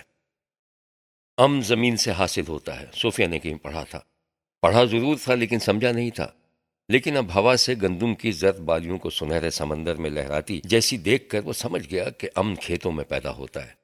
وہ شخص جو روٹی پیدا کرتا ہے، امن اگاتا ہے، جبکہ وہ شخص جس کا کوئی گھر نہ ہو اور جو اسلحہ اٹھاتا ہے، وہ تمام دوسرے انسانوں کا دشمن ہے۔ جنگ اور ظلم کا خاتمہ اس روز ہوگا جب ہر شخص کے پاس زمین کا ایک پلاٹ اس کا اپنا ہوگا۔ وہ جو اپنے کھیت میں سورج کا طلوع و غروب دیکھتا ہے، بارش اور برف باری دیکھتا ہے، زمین کی زرخیزی دیکھتا ہے، کس طرح دوسروں کو تباہ کرنے اور مغلوب بنانے کی خواہش کر سکتا ہے۔ اس کی آمد کے دوسرے ہی روز سابق بوڑھے سردار نے رات کے وقت نہایت صاحب گوئی سے صوفیہ کو مشورہ دیا کہ وہ اس کی پوتی سے شادی کر لے اور اس طرح نعمان قبیلے کا ہی ایک فرد بن جائے۔ میری کوئی خواہش نہیں شادی کرنے کی، صوفیہ نے جواب دیا۔ اور بھی لوگ ہیں جو شادی نہیں کرتے، وہ صرف اپنے خیالات کی تکمیل اور لوگوں کی خدمت کے لیے زندہ رہتے ہیں۔ لیکن کوئی کس طرح خدمت کر سکتا ہے جب تک کہ وہ اپنی اولاد کو خدمت کے لیے پیش نہیں کرتا؟ بوڑھے نے کہا۔ تمہارا مطلب طوفانیہ کی خدمت ہے؟ صوفیہ نے تلخ لہجے میں کہا۔ بوڑھے نے آہ بھری اور بولا، یہی خدا کی مرضی ہے۔ ہمیں اپنے آقا کی خدمت میں صرف غلہ یا گھوڑے ہی نہیں بلکہ سپاہی بھی بھیجنے چاہیے، کیونکہ امن نہایت قیمتی ہے۔ اس کے لیے بڑی سے بڑی قیمت بھی ادا کرنی پڑے تو ادا کر دینی چاہیے۔ اس نے پھر صوفیہ پر زور دیا کہ وہ ایک نظر اس کی پوتی سونیا کو دیکھ تو لے، جو عورتوں کے کام بجا لانے میں بڑی ماہر ہے، زبان کی بھی نرم ہے۔ پہلے تو صوفیہ نے جولیا کا خیال کر کے کہ عورتیں مردوں کے لیے خطرناک ہوتی انکار کر دیا، لیکن بعد میں اس نے دوبارہ غور کیا تو اسے لگا کہ بڑے میاں ٹھیک ہی کہہ رہے ہیں۔ شاید بیوی کے ہونے سے اس کی بے چینی دور ہو جائے گی، اس کے اپنے بچے ہوں گے اور وہ گھر کا سارا کام سنبھال لے گی۔ اگر واقعی وہ ان لوگوں میں رہ کر انہی کا ایک فرد بننا چاہتا ہے تو اسے انہی کی کسی لڑکی سے شادی کر لینی چاہیے۔ اس نے سونیا اور اس کے داماد کو بلوا بھیجا۔ بڑے میاں فوراً پوتی کا ہاتھ پکڑے چلے آئے۔ صوفیہ نے دیکھا کہ لڑکی لامبے قد کی ہے اور دھاری دھار شال سے اس نے اپنا سر چھپا رکھا ہے۔ وہ اس کے سامنے آ کر کھڑی ہو گئی، کسی قدر کانپتی ہوئی۔ صوفیہ کو شفقت بھرا پیار آیا اور اس نے سر سے شال ہٹا دی۔ پھر اس نے لڑکی کے تمتماتے چہرے کو دیکھا اور طے کر لیا کہ اب وہ اکیلا اور بے گھر نہیں رہے گا، بغیر دوست و محبت کے بھی نہیں رہے گا۔ پھر دونوں نے نہایت خاموشی سے ایک دوسرے کو دیکھا۔ لڑکی کا چہرہ پیارا، خوش رنگ، معصوم، سچا اور بے خوف، ہونٹ گلابی، ناک ستواں اور نیلی آنکھیں ایسی کہ جو پہلے کبھی دیکھنے میں نہ آئیں۔ آنکھوں میں اس نے حوصلہ دیکھا، ہمت دیکھی، حیا اور پاکیزگی دیکھی۔ بال ریشم کی طرح ملائم، گھٹنوں تک لمبے، اور سب نے مل کر سونیا کو بہت پروقار بنا دیا تھا۔ صوفیہ کا دل نئے احساس کے ساتھ دھڑک اٹھا۔ اس نے اپنا ہاتھ اس کی طرف بڑھا دیا اور کہا، آؤ۔ وہ جھجکی، سرخ رنگ رخساروں پر آ گیا، آنکھیں ڈبڈبا آئیں۔ پھر وہ مسکرائی اور اپنا ہاتھ صوفیہ کے ہاتھ میں دیتی ہوئی ذرا جھکی۔ شادی کا دھوم دھام سے اہتمام کیا گیا۔ شاہی قبیلے والے بھی آئے، ناچ گانا بھی ہوا، الاؤ بھی روشن کیے گئے، شراب کی بھی بہتات تھی۔ محمد لوگوں نے بھی نغمے گائے، لیکن یہ نغمے جنگجویانہ نہیں تھے، بلکہ سورج کی شعاؤں، زمین کی وسعتوں، گندم اور بارش اور امن اور محبت کے نغمے تھے۔ سونیا اپنے شوہر کے پہلو میں بیٹھی اپنے لوگوں سے نذرانے وصول کرتی رہی، اور صوفیہ سونیا کا ہاتھ اپنے ہاتھ میں لیے سنتا، دیکھتا اور مسکراتا رہا۔ اسے ایسا محسوس ہوا کہ آخر کار اب وہ اپنے گھر آ گیا ہے، اور آئندہ کبھی اسے بے گھر اور آزردہ اور بے چین نہیں ہونا پڑے گا۔ اس رات جب وہ سویا تو اس نے خواب دیکھا، جسے جاگنے پر اس نے مستقبل میں تشکیل پانے والی دنیا کے لیے ایک شگون سمجھا۔ خواب یہ تھا، وہ مردار جھیل کے شفاف ساحل پہ کھڑا ہے، اس کی تمام پرانی تکالیف لوٹ آئی ہیں، اداسی، تباہی اور موت کا خوف اور مکمل مایوسی۔ آسمان خون کی طرح سرخ ہو گیا ہے، کہیں کہیں آگ کے زرد شعلے بھی دکھائی دے رہے ہیں۔ جھیل اپنی پراسرار خاموشی کے ساتھ اس کے سامنے پھیلی ہوئی ہے کہ یکایک شور سنائی دیتا ہے اور بہت سارے آدمی جھیل کی طرف پیدل چلے آ رہے ہیں، لیکن ان کے ہاتھ میں رائفل نہیں ہے۔ ان کے گھوڑے آگے آگے ہلوں میں جتے ہوئے ہیں، اور لوگ اپنے گھوڑوں اور ہلوں سمیت جھیل میں داخل ہو گئے ہیں۔ گاتے، شور مچاتے، خوشی کے نعرے لگاتے ہوئے زمین کو جوتنا شروع کر دیا ہے۔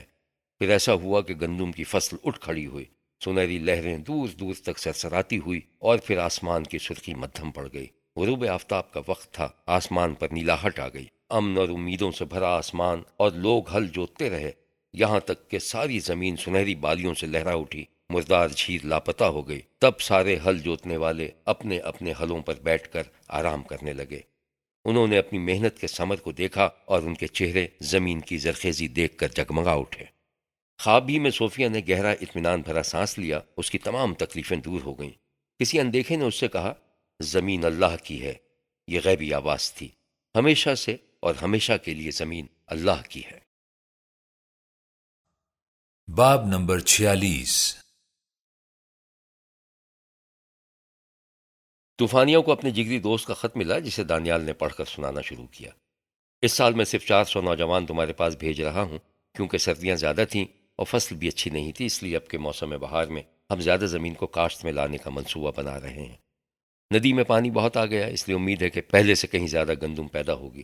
مجھے افسوس ہے کہ اس مرتبہ غلہ بھی کم بھیج رہا ہوں۔ غلہ اور آدمی جو ہم دے سکتے تھے بھیج رہے ہیں، کیونکہ زیادہ کھیت بنانے کے لیے ہمیں زیادہ آدمیوں کی ضرورت ہوگی۔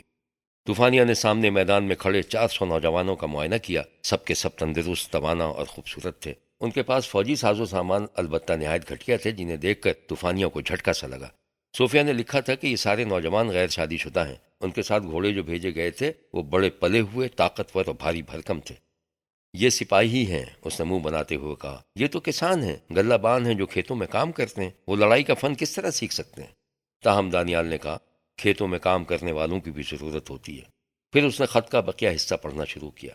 میں تمہارا جگری دوست اپنے جڑواں بچوں کی پیدائش پر چاہتا ہوں کہ تم بھی خوشی مناؤ۔ ان میں ایک لڑکا ہے اور دوسری لڑکی۔ بڑے کہتے ہیں کہ ایک سورج ہے اور ایک چاند ہے۔ لڑکا طاقتور ہے اور لڑکی خوبصورت۔ یہ میں باپ کی حیثیت سے کہہ رہا ہوں۔ میں نہیں جانتا کہ میں کس سے زیادہ پیار کرتا ہوں۔ لڑکی بالکل ماں پر گئی ہے، اور اس کی ماں سونیا کو میں بہت چاہتا ہوں۔ ہم دونوں میاں بیوی کو احساس ہے کہ خدا نے ہمیں ہر نعمت سے نوازا ہے، اور ہم اس سے زیادہ کی خواہش نہیں رکھتے۔ دانیال نے طوفانیہ کے چہرے کو دیکھ کر اس کے تاثرات جاننے کی کوشش کی۔ چہرے پر اسے حقارت اور اداسی، بے چینی نظر آئی۔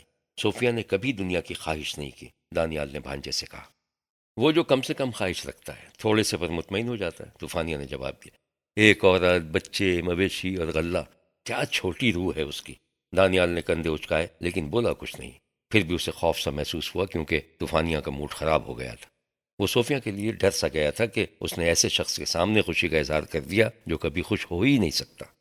آخر بوڑھے دانیال نے کہا، تم درست کہتے ہو طوفانیہ۔ صوفیہ جو مختصر انداز میں زندگی گزار رہا ہے، وہ انداز تمہیں اپیل کر ہی نہیں سکتا۔ تمہیں تو قدرت نے معمور کیا ہے کہ تم دنیا فتح کر لو، نہ کہ چھوٹی سی کاشتکاری پر مطمئن ہو جاؤ۔ اس نے منہ بناتے ہوئے کہا، اور طوفانیہ کو غور سے دیکھا۔ لیکن طوفانیہ کا موڈ درست نہ ہوا، اور وہ اٹھ کر چل پڑا۔ تیوری چڑھائے دائیں بائیں اس طرح دیکھا کہ اس کے فوجی افسر پریشان ہو کر پیچھے ہٹ گئے۔ اس کا چہیتا سفید گھوڑا اس کے سامنے لایا گیا، اور وہ اس پر سوار ہو کر تیز دوڑتا ہوا ویرانوں میں نکل گیا۔ ایک چھوٹی سی پہاڑی پر چڑھتا ہوا دوسری طرف اتر گیا۔ اب وہ بالکل اکیلا تھا۔ اوپر آسمان اور نیچے بے آب و گیاہ پتھریلی زمین۔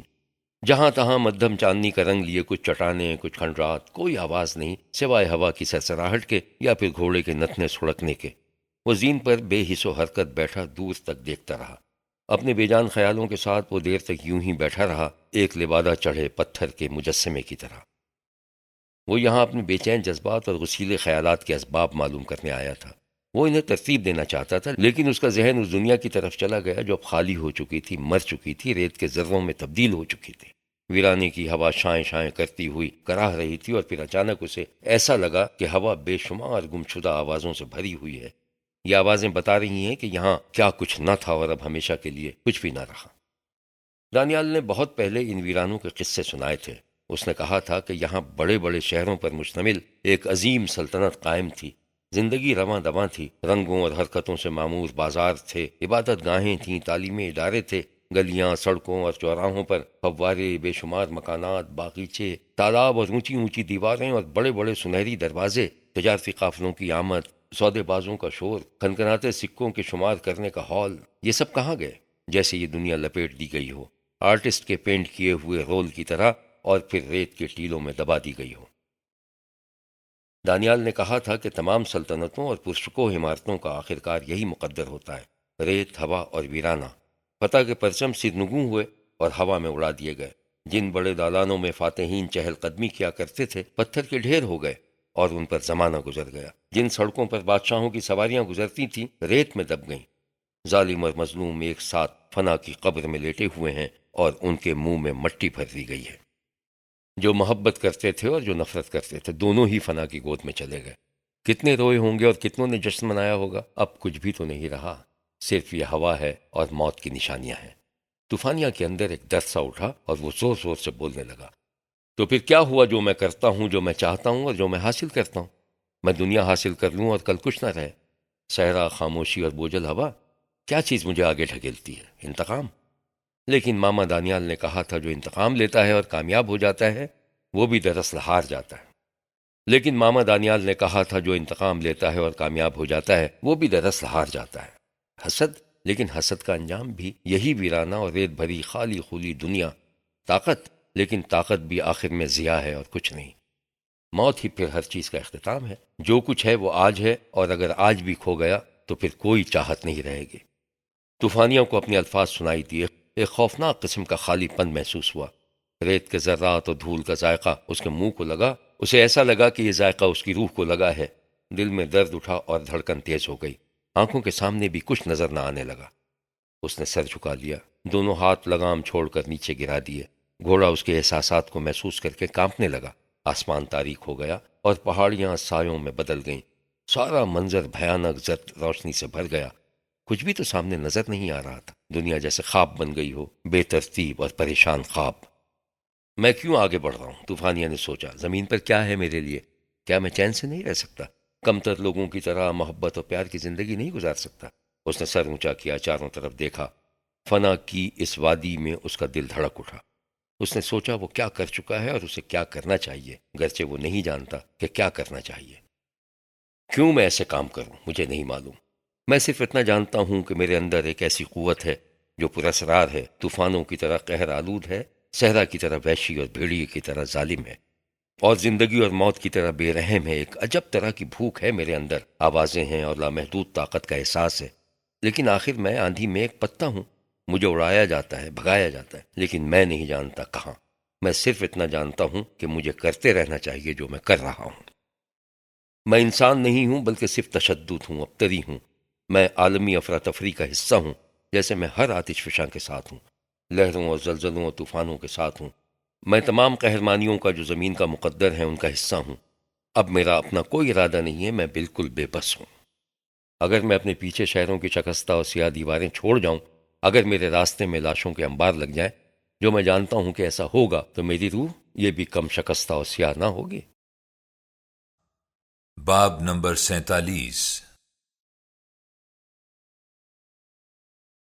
ایک خادم دوڑا ہوا صوفیہ کے پاس آیا۔ جناب والا، ایک فوجی قافلہ آ رہا ہے، پرچم لارڈ طوفانیہ کا لہرا رہا ہے۔ صوفیہ کے دل کی دھڑکنیں ایک دم سے تیز ہو گئیں۔ طوفانیہ؟ اس نے زور سے کہا، سانس بھی تیز ہو گئی۔ وہ نہیں سمجھ سکا کہ خوشی میں ایسا ہو رہا ہے یا خوف سے بے حال ہے۔ اس نے بیوی کو ساتھ لیا اور جیپ پر سوار ہو کر استقبال کے لیے چل پڑا۔ فوجیوں اور خادموں کو ساتھ لے کر آنے والا طوفانیہ نہیں تھا، یہ دانیال تھا، جسے دیکھ کر صوفیہ نے اطمینان کا گہرا سانس لیا۔ صوفیہ کو دیکھ کر دانیال نے ہاتھ لہرایا۔ صوفیہ نے اترنے میں دانیال کی مدد کی اور بغل گیر ہو گیا۔ میں کتنا خوش ہوں انکل آپ کو دیکھ کر۔ میں تو بوڑھا ہو گیا ہوں، دانیال نے کہا، میری ہڈیاں چٹکتی ہیں، مگر تم صوفیہ جیسے تھے ویسے ہی ہو، اچھی بیوی جو ہے۔ دانیال نے سونیا کی طرف دیکھتے ہوئے کہا، جو خود بڑی معصومیت سے بڑے میاں کو دیکھے جا رہی تھی۔ میرے شوہر کے انکل میرے باپ کی طرح ہیں، سونیا نے جھکتے ہوئے آہستہ سے کہا اور دانیال کے ہاتھ کو بوسہ دیا۔ دانیال بڑا متاثر ہوا، اس نے ارد گرد دیکھا تو تمام چہرے مسکراتے اور مطمئن نظر آئے۔ صوفیہ دانیال کو اپنی رہائش گاہ لے آیا۔ کھانے سے فارغ ہونے کے بعد دانیال نے روٹی اور گوشت کی خاص طور پر تعریف کی۔ ہم نے خود مکئی اگائی ہے، صوفیہ نے فخری انداز میں کہا۔ پھر کچھ لمحے دونوں کے درمیان خاموشی رہی۔ آخر صوفیہ نے ہی خاموشی توڑی، طوفانیہ کا کیا حال ہے؟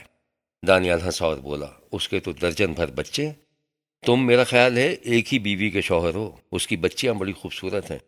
یوں تو وہ جولیا کے بیٹوں پر ہنگامے کھڑا کیے رہتا ہے، لیکن میں سمجھتا ہوں کہ وہ بیٹیوں سے بہت پیار کرتا ہے۔ سب سے بڑی بیٹی کی شادی وہ کسی پرنس سے کرنا چاہتا ہے۔ کیا کیا اس کی خواہشات ہیں؟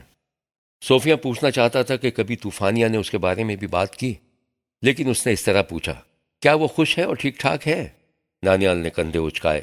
کبھی کبھی اپنے لیور کی شکایت کرتا ہے، لیکن میں سمجھتا ہوں کہ وہ کھاتا بہت ہے اور شراب کا بھی رسیا ہے۔ رہی خوش رہنے کی بات، تو ایسا نہیں ہے۔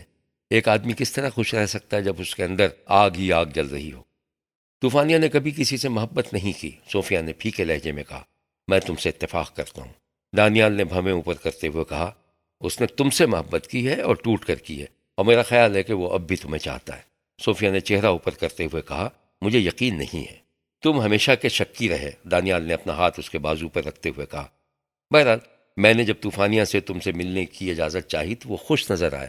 اس نے تمہارے لیے اور تمہاری بیوی کے لیے تحفے بھی دیے ہیں۔ تحائف میں صوفیہ کے لیے سنہری قبضے والا چائنیز خنجر تھا اور ہرن کی کھال کے بوٹ تھے، اور سب سے بڑھ کر یہ کہ شعر و شاعری اور فلسفے کی قلمی کتابیں بھی تھیں۔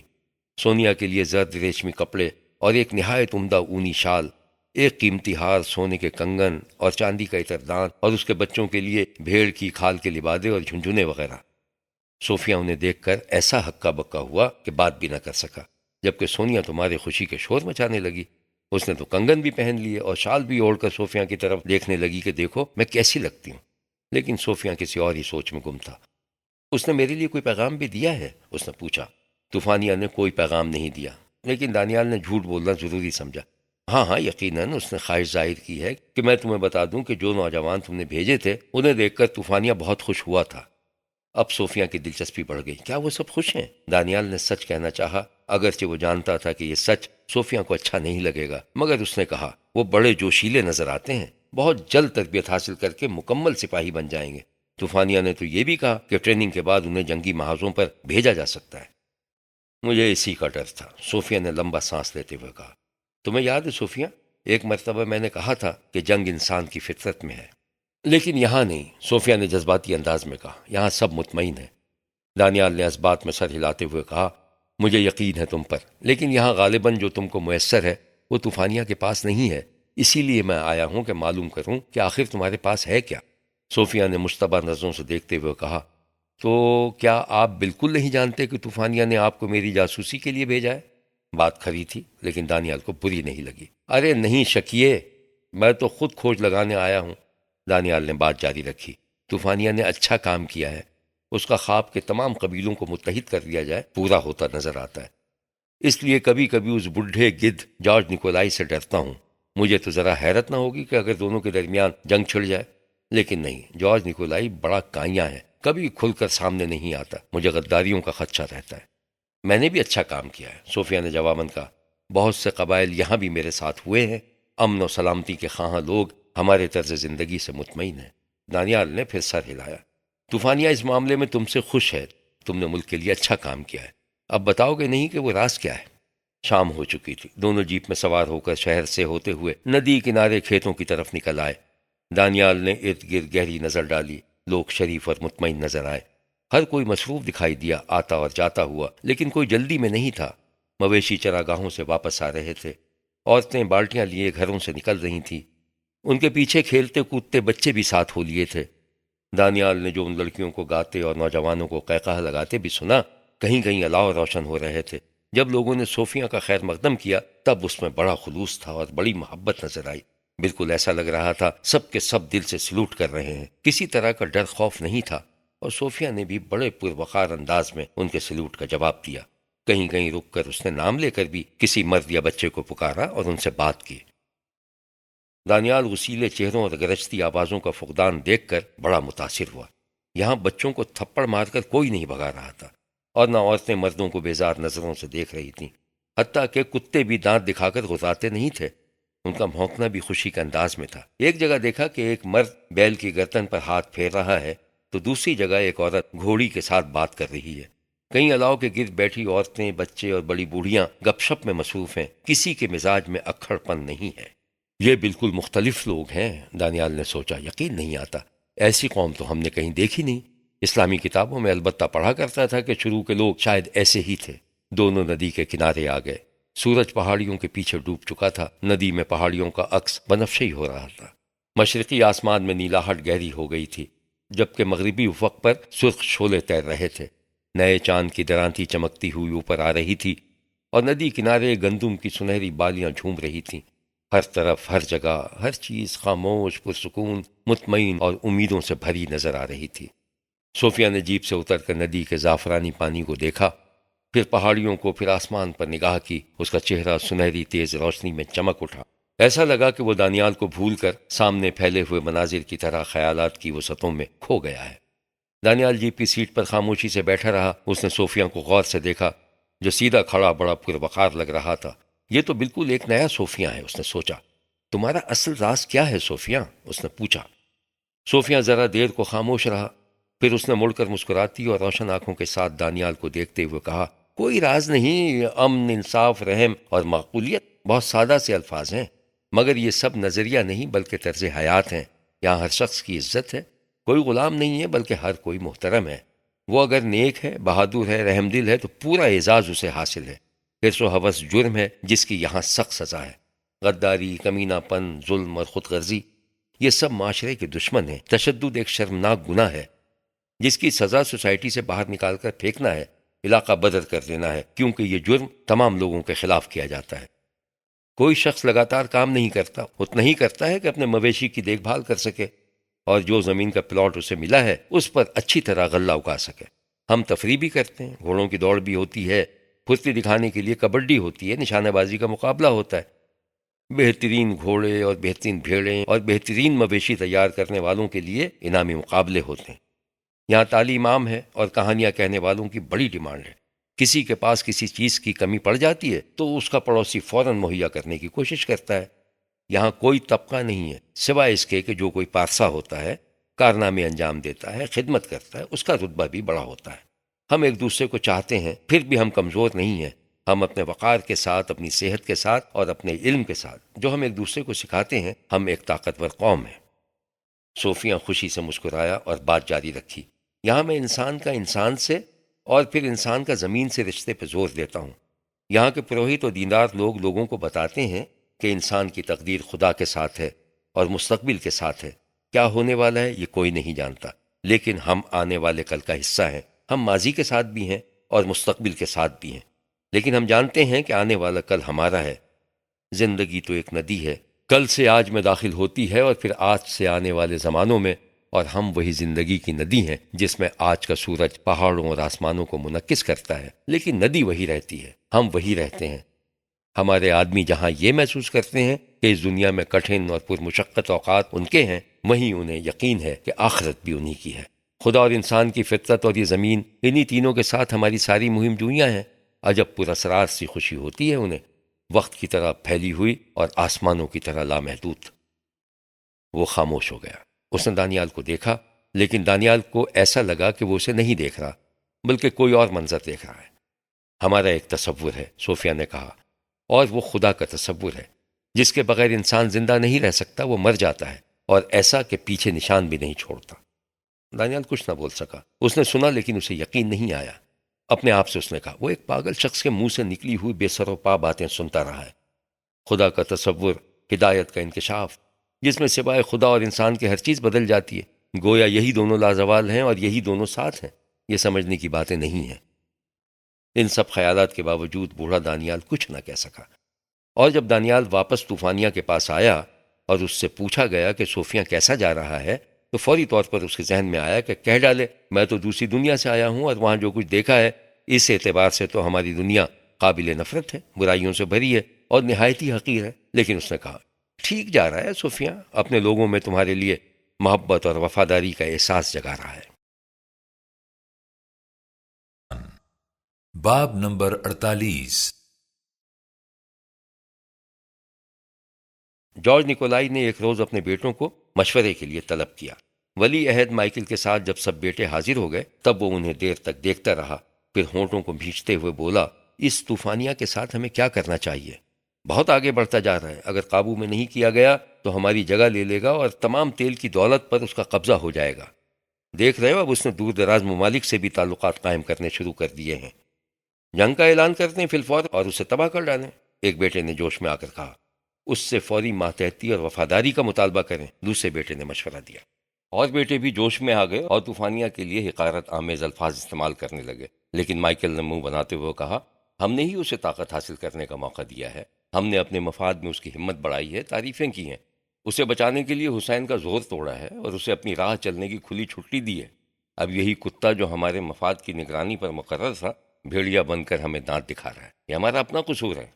جارج نیکولائی اس کی طرف متوجہ ہوا اور فیصلہ کیا کہ وہ صرف مائیکل کی سنے گا۔ تو پھر بتاؤ ہم کیا کریں؟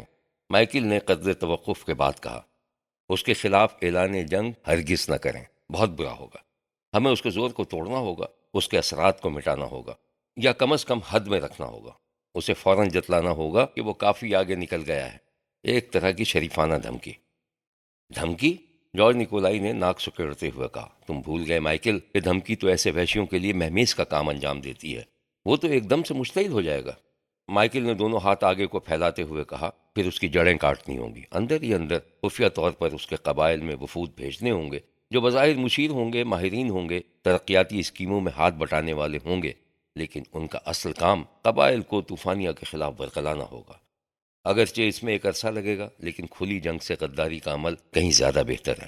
جنگ تو ہمارے لیے منافع بخش نہیں ہوگی، بہت سے قبیلے ہیں جن کو اس نے دبا کر رکھا ہے، وہ اس سے نفرت کرتے ہیں۔ میں اپنی خدمات پیش کرتا ہوں، میں خود جاؤں گا اور ان کے پاس جاؤں گا جو کسی قدر سمجھدار ہیں۔ دوسروں کے پاس میرے بھائیوں کو بھیجیے، مشکل کام ہے اور اس میں وقت بھی لگے گا، لیکن یہی سب سے بہتر ترکیب ہوگی۔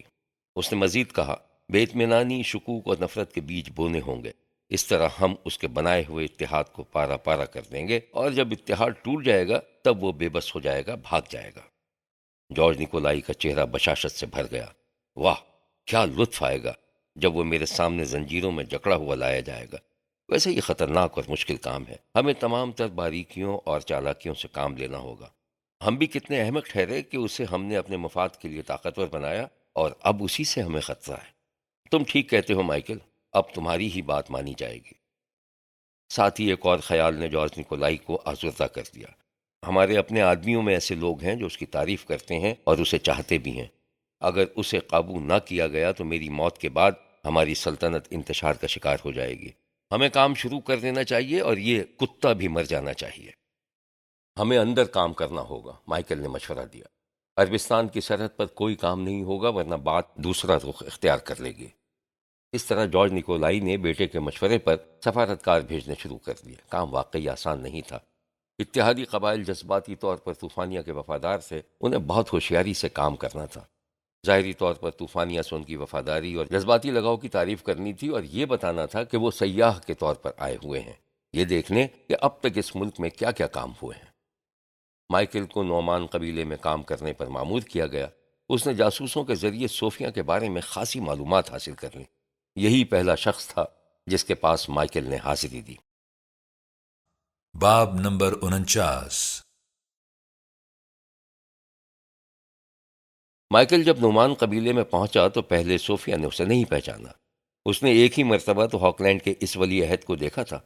تعارف کے بعد اس نے مائیکل سے معذرت چاہی کہ وہ محل کے بجائے اتنی سادہ سی رہائش گاہ میں اس کا استقبال کر رہا ہے۔ مائیکل نے شان بے نیازی سے ہاتھ ملاتے ہوئے کہا یقین مانو صوفیہ کہ میں بھی دل سے سادگی پسند کرتا ہوں۔ تم مسکرا رہے ہو لیکن حقیقت یہی ہے۔ بس یہی طرز گفتگو، دل آویز مسکراہٹ اور شاہانہ انداز نے صوفیہ کا دل جیت لیا۔ ویسے بھی شہزادوں سے اس کا واسطہ کم ہی پڑا تھا۔ مائیکل نے بات چیت سے اندازہ لگا لیا کہ صوفیہ بالکل سیدھا سادہ، صاف ستھرا اور ایماندار ہے، چالاکی اور چال بازی تو جانتا ہی نہیں ہے، لہٰذا ایسے شخص کو دھوکہ دینا بڑا آسان ہوگا۔ اس نے کہا، میں اس علاقے میں پہلی بار آیا ہوں اور یہ بڑی حیرت اور خوشی کی بات ہے کہ آپ جیسا شریف اور مہذب انسان یہاں ان وحشیوں کے درمیان موجود ہے۔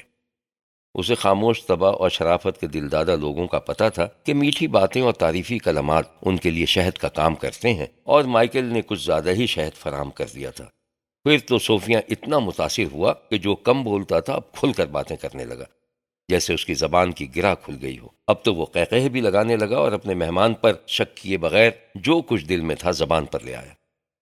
رات کی دعوت میں شراب و کباب کی محفل جمی، اور صوفیہ کی بیوی سونیا تو یہ دیکھ کر حیران رہ گئی کہ اس کا شوہر اس طرح کھل کر قہقہے کس طرح لگانے لگا ہے، اور وہ جو شراب کا رسیا نہیں تھا خاصی مقدار میں پی چکا ہے۔ اسے کچھ نہیں ہوا اور وہ پریشان سی ہو گئی۔ صوفیہ امن کی باتیں کرتا رہا اور اپنی محبت بھری زندگی کی بابت بتاتا رہا اور اپنے لوگوں کے خوشگوار طور طریقے سناتا رہا۔ مائیکل سنتا ضرور رہا، لیکن اس کے نزدیک صوفیہ کی تمام باتیں پاگل پن کے سوا کچھ نہیں تھیں۔ جب صوفیہ سب کچھ سنا کر خاموش ہو گیا، تب مائیکل چند لمحوں کے لیے کسی گہری سوچ میں ڈوب گیا۔ صوفیہ، اس نے کہا، بہت سے لوگ تمہاری طرح خواب دیکھ چکے ہیں اور ان کے خواب خون اور تاریکی میں ڈوب کر گم ہو چکے ہیں، اور تمہارے خواب کے ساتھ بھی یہی ہوگا۔ کیا مطلب ہے تمہارا؟ صوفیہ نے تشویشناک لہجے میں پوچھا۔ مائیکل نے آہ بھری صوفیہ کو حیرت سے دیکھا اور کہا، تمہیں معلوم نہیں ہے، اس علاقے میں ایسی ہولناک جنگ چھڑنے والی ہے کہ یہاں کے آسمان نے کبھی نہ دیکھی ہوگی۔ میں نے سنا ہے کہ مشرق میں ایک ملک ایسے ہیں جو طوفانیہ کی بڑھتی ہوئی طاقت سے خوفزدہ ہیں، اور عین ممکن ہے کہ وہ حملہ کر دیں یا پھر طوفانیہ خود ہوس کے مارے حملہ کر بیٹھے۔ بہرحال وجہ کچھ بھی ہو، ایک خوفناک جنگ ہو کر رہے گی اور طوفانیہ تمہارے آدمیوں کو طلب کر لے گا۔ اس نے کندھے اچکائے۔ ایسی دہشتناک جنگ میں اس وادی میں امن اور قناعت کی دنیا آباد کرنے کا تمہارا خواب مر جائے گا۔ قبیلہ قبیلے سے لڑے گا، بھائی بھائی سے لڑے گا، اور تمہارے لوگوں میں بھرپور خانہ جنگی چھڑ جائے گی۔ دھماکوں سے صحرا لرز اٹھیں گے، ہزاروں لاکھوں جانیں آگ اور شعلوں کی نظر ہو جائیں گی، اور شاید طوفانیہ فتح یاب ہو جائے گا، لیکن ایسی فتح کس کام کی جب لوگ ہی مر چکے ہوں گے۔ اگر وہ واقعی فتح پا گیا تو اس کی دنیا فتح کرنے کی خواہش اور تیز ہو جائے گی۔ صوفیہ بت کی طرح بے حس و حرکت بیٹھا تمام باتیں سنتا رہا۔ اسے یقین آ گیا تھا کہ مائیکل سچ کہہ رہا ہے، اور اب یہ آفت ناگزیر ہے۔ وہ اور زیادہ زرد پڑ گیا۔ آنکھوں کے سامنے موت کھڑی نظر آنے لگی۔ اسے اپنے ہزاروں مطمئن اور مسرور لوگوں کا خیال آیا جو نہایت امن اور باہمی محبت کے ساتھ زندگی گزار رہے تھے۔ اسے ان کی بیویوں اور بچوں کا بھی خیال آیا۔ ہرے بھرے کھیت، مویشی اور آنکھوں کو ٹھنڈک پہنچانے والی چراگاہیں بھی اس کے سامنے آ گئیں، اور پھر جیسے اندرونی تشنج نے اس کے دل کو جکڑ لیا، سفید چہرہ پسینے سے شرابور ہو گیا۔ وہ چلایا، کچھ بھی ہو، میں دوسروں کی جنگ میں اپنے لوگوں کو قربان نہیں ہونے دوں گا۔ میرا کسی سے کوئی جھگڑا نہیں ہے، میں کسی کی مدد نہیں کروں گا، طوفانیہ کی بھی نہیں۔ میرے آدمی اس کے جنونی تصور کی تکمیل کے لیے جان نہیں دیں گے۔ وہ ایک دم سے اچھل پڑا، دونوں بازو پھیلا دی، آنکھیں شعلہ ریز ہو گئیں۔ اس پر ہمیشہ جنون سوار رہتا ہے۔ لامحدود طاقت حاصل کرنے کی خواہش اسے بے چین رکھتی ہے، نفرت اور حوث سے بھرا ہوا ہے۔ اسے ہر لمحہ شکار چاہیے۔ اس نے کبھی نہ تو محبت کی ہے اور نہ خدمت کی ہے، اور نہ امن اور بھلائی کی خواہش کی ہے۔ اس کے دل میں آگ جلتی رہتی ہے جو اگر بجھائی نہ گئی تو دنیا کو بھسم کر ڈالے گی۔ وہ ایک بلا ہے، شر ہے، ہلاکت ہے۔ وہ ہر انسان سے اور ہر زندہ شے سے نفرت کرتا ہے۔ اس کی خوشی اس میں ہے کہ وہ بے بس اور لاچاروں کو مٹا ڈالے، ان کی جمع پونجی کو لوٹ لے اور ان کی عورتوں کو روتا چھوڑ دے۔ صوفیہ رونے لگا، اس کی گھگی بن گئی۔ اس کی بیوی بھی اپنے منہ پر ہاتھ رکھ کر اپنی چیخوں کو روک کر بین کرنے لگی۔ اوہ خدایا، تو نے کیوں ایسے درندے کو زمین پر بھیجا ہے؟ کوئی اسے مٹا نہیں سکتا۔ مائیکل سب کچھ سن کر اور دیکھ کر اندر ہی اندر بڑا مطمئن اور مسرور ہوا کہ آخر کار اس کی باتوں نے حزم منشا نتائج پیدا کر ہی دیے۔ پتہ نہیں، مائیکل نے افسردہ لہجے میں کہا۔ صوفیہ خاموشی سے کھڑا لرزتا رہا، جیسے وہ اپنے سامنے اندیکھے دشمنوں کی فوج کو آتا دیکھ رہا ہو۔ پھر اس نے نیچی اور کانپتی آواز میں کہنا شروع کیا، میں صرف امن اور خوشی اور محبت اور قناعت کے لیے زندہ ہوں۔ میری قوم کچھ نہیں چاہتی سوائے اس کے کہ انہیں کھانے کو روٹی ملتی رہے اور وہ اپنے گھروں میں بیوی بچوں کے ساتھ امن و سکون سے رہ سکیں۔ آخر انہوں نے کسی کے ساتھ کیا کیا ہے جو اس طرح ان پر ظلم کیا جائے؟ وہ ذرا دیر کو رکا، پھر جذباتی انداز میں کہنے لگا، ہمارے آدمی اس پاگل کے لیے جان نہیں دیں گے۔ یہ لوگ قتل و غارت گری میں اس کی مدد نہیں کریں گے۔ میں انہیں لے کر یہاں سے کہیں دور نکل جاؤں گا۔ تب مکار مائیکل نے عیارانہ انداز میں کہا، لیکن اکثر لوگوں کو امن اور تحفظ کی خاطر لڑنا پڑتا ہے۔ کیا تم ایسے لوگوں کی مدد کرنے سے ہچکچاؤ گے جو طوفانیہ کے مظالم سے بے گناہ لوگوں کو نجات دلانے کی کوشش کریں گے؟ صوفیہ سے جواب نہ بن پڑا۔ وہ مائیکل کے چہرے کو دیکھتا رہا۔ کیا کوئی جنگ لڑنے کے لیے نہیں ہوتی؟ مائیکل نے دھیمے لہجے میں کہا۔ صوفیہ کے ہونٹ لرز اٹھے۔ اسے روکنا ہی ہوگا، اب یا پھر کبھی نہیں، مائیکل نے کہا۔ ظالموں کی تاریخ کے ساتھ بزدلوں اور ڈرپوکوں کی بھی تاریخ ہے جو انہیں نہیں روکتے۔ صوفیہ نے نیچی اور بجھی آواز میں کہا، میں اپنے آدمیوں کو لے کر چلا جاؤں گا، لیکن اگر ہم پر حملہ کیا تو ہم ضرور لڑیں گے۔ اکیلے؟ کیوں نہیں ان کے ساتھ ہو جاتے جو طوفانیوں کو للکارنے کے لیے تیار ہیں؟ اسی میں تمہاری خیر ہے، ورنہ اکیلے کیا کر لو گے؟ میں نے کہا نا کہ ہم فرار ہو جائیں گے اور اس وقت لڑیں گے جب ہم پر حملہ کیا جائے گا۔ مائیکل نے نفرت سے ہونٹوں کو بھینچتے ہوئے کہا، بالکل فضول، وہ تمہیں 1 گھنٹے میں ملیا میٹ کر دیں گے۔ اب صوفیہ کے لیے ناقابل برداشت ہو گیا تھا۔ وہ پھٹ پڑا۔ یہ تم ہو جس نے اس سرزمین پر یہ بلا نازل کروائی ہے، تمہی نے اس کی ہمت بڑھائی ہے، اس کی مدد کی ہے، اپنے مفاد کی خاطر اسے مسلح کیا ہے اور اپنا نگراں مقرر کیا ہے۔ تم نے اسے کھلی چھٹی دے رکھی ہے کہ وہ انسانوں کو گولیوں کی بوچھار سے ہلاک کرتا رہے۔ اس کی لوٹ میں تمہارا بھی حصہ ہے۔ جب تک وہ کمزور قوموں کو دباتا رہے گا، تم اپنے کندھے اچکا اچکا کر خوش ہوتے رہو گے۔ تم سمجھتے ہو کہ وہ جتنا ظلم اور زیادتی کرے گا اتنا ہی تمہارے مفاد کو تحفظ ملے گا اور تمہارے خزانے بھرتے رہیں گے۔ تم نے کہا تھا کہ وہ تمہارا دوست ہے اور تمہارے مفادات کا محافظ، اور اب تمہاری فوجی اور مالی امداد سے ایک مؤثر طاقت بن چکا ہے۔ جس کتے کو تم نے اپنی حفاظت کے لیے موٹا مستنڈا کیا تھا، اب وہ تمہارے لیے خطرہ بنتا جا رہا ہے۔ میں دیکھ رہا ہوں کہ اب وہ تمہارے شہروں پر سایہ کیے ہوئے ہیں۔ تم اپنی دیواروں پر اسے دیکھ رہے ہو، قصوروار تم خود ہو۔ مائیکل تو حیران ہی نہیں، خوفزدہ بھی ہو گیا اور بلا ارادہ کھڑا ہو کر صوفیہ کی چمکتی آنکھوں کو دیکھنے لگا۔ پھر اس نے سخت لہجے میں کہنا شروع کیا، اگر تم صحیح کہتے ہو تو پھر کیا ہم اسے آگے بڑھنے دیں، باوجود اس کے کہ غلطی ہماری ہے اور ہم نے اسے امداد پہنچائی ہے؟ یہ وقت لعنت ملامت کا نہیں ہے، فیصلے کا وقت ہے۔ درندہ دنیا کو تباہ کرنے پر تلا ہوا ہے۔ یہ درست ہے کہ حماقت ہماری طرف سے ہوئی ہے، لیکن جد و جہد تمہاری طرف سے بھی ہونی چاہیے۔ صوفیہ نے سر جھکا لیا اور بلند آواز میں بولا، لیکن میری قوم بے قصور ہے، معصوم ہے، بیچاری۔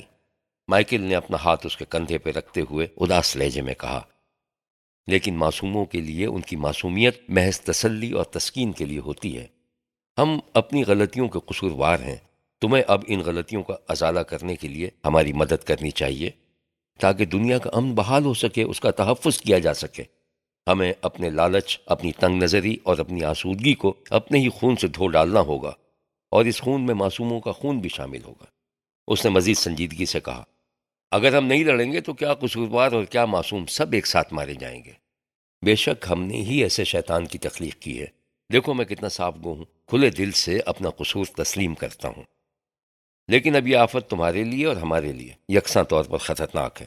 تمہارے سامنے پھر بھی 2 راستے ہیں، چاہو تو ہمارا ساتھ دو اور اسے قابو میں کرو، اور چاہو تو اس کی طرف ہو کر دنیا کو تباہ کر دو۔ وہ کہتا گیا، ایک احمق شخص نے شیر کو آزاد کر دیا۔ شیر انسانوں کو ہڑپ کرتا گیا، عقل مند کو بھی اور احمق کو بھی، دونوں کو کھاتا گیا۔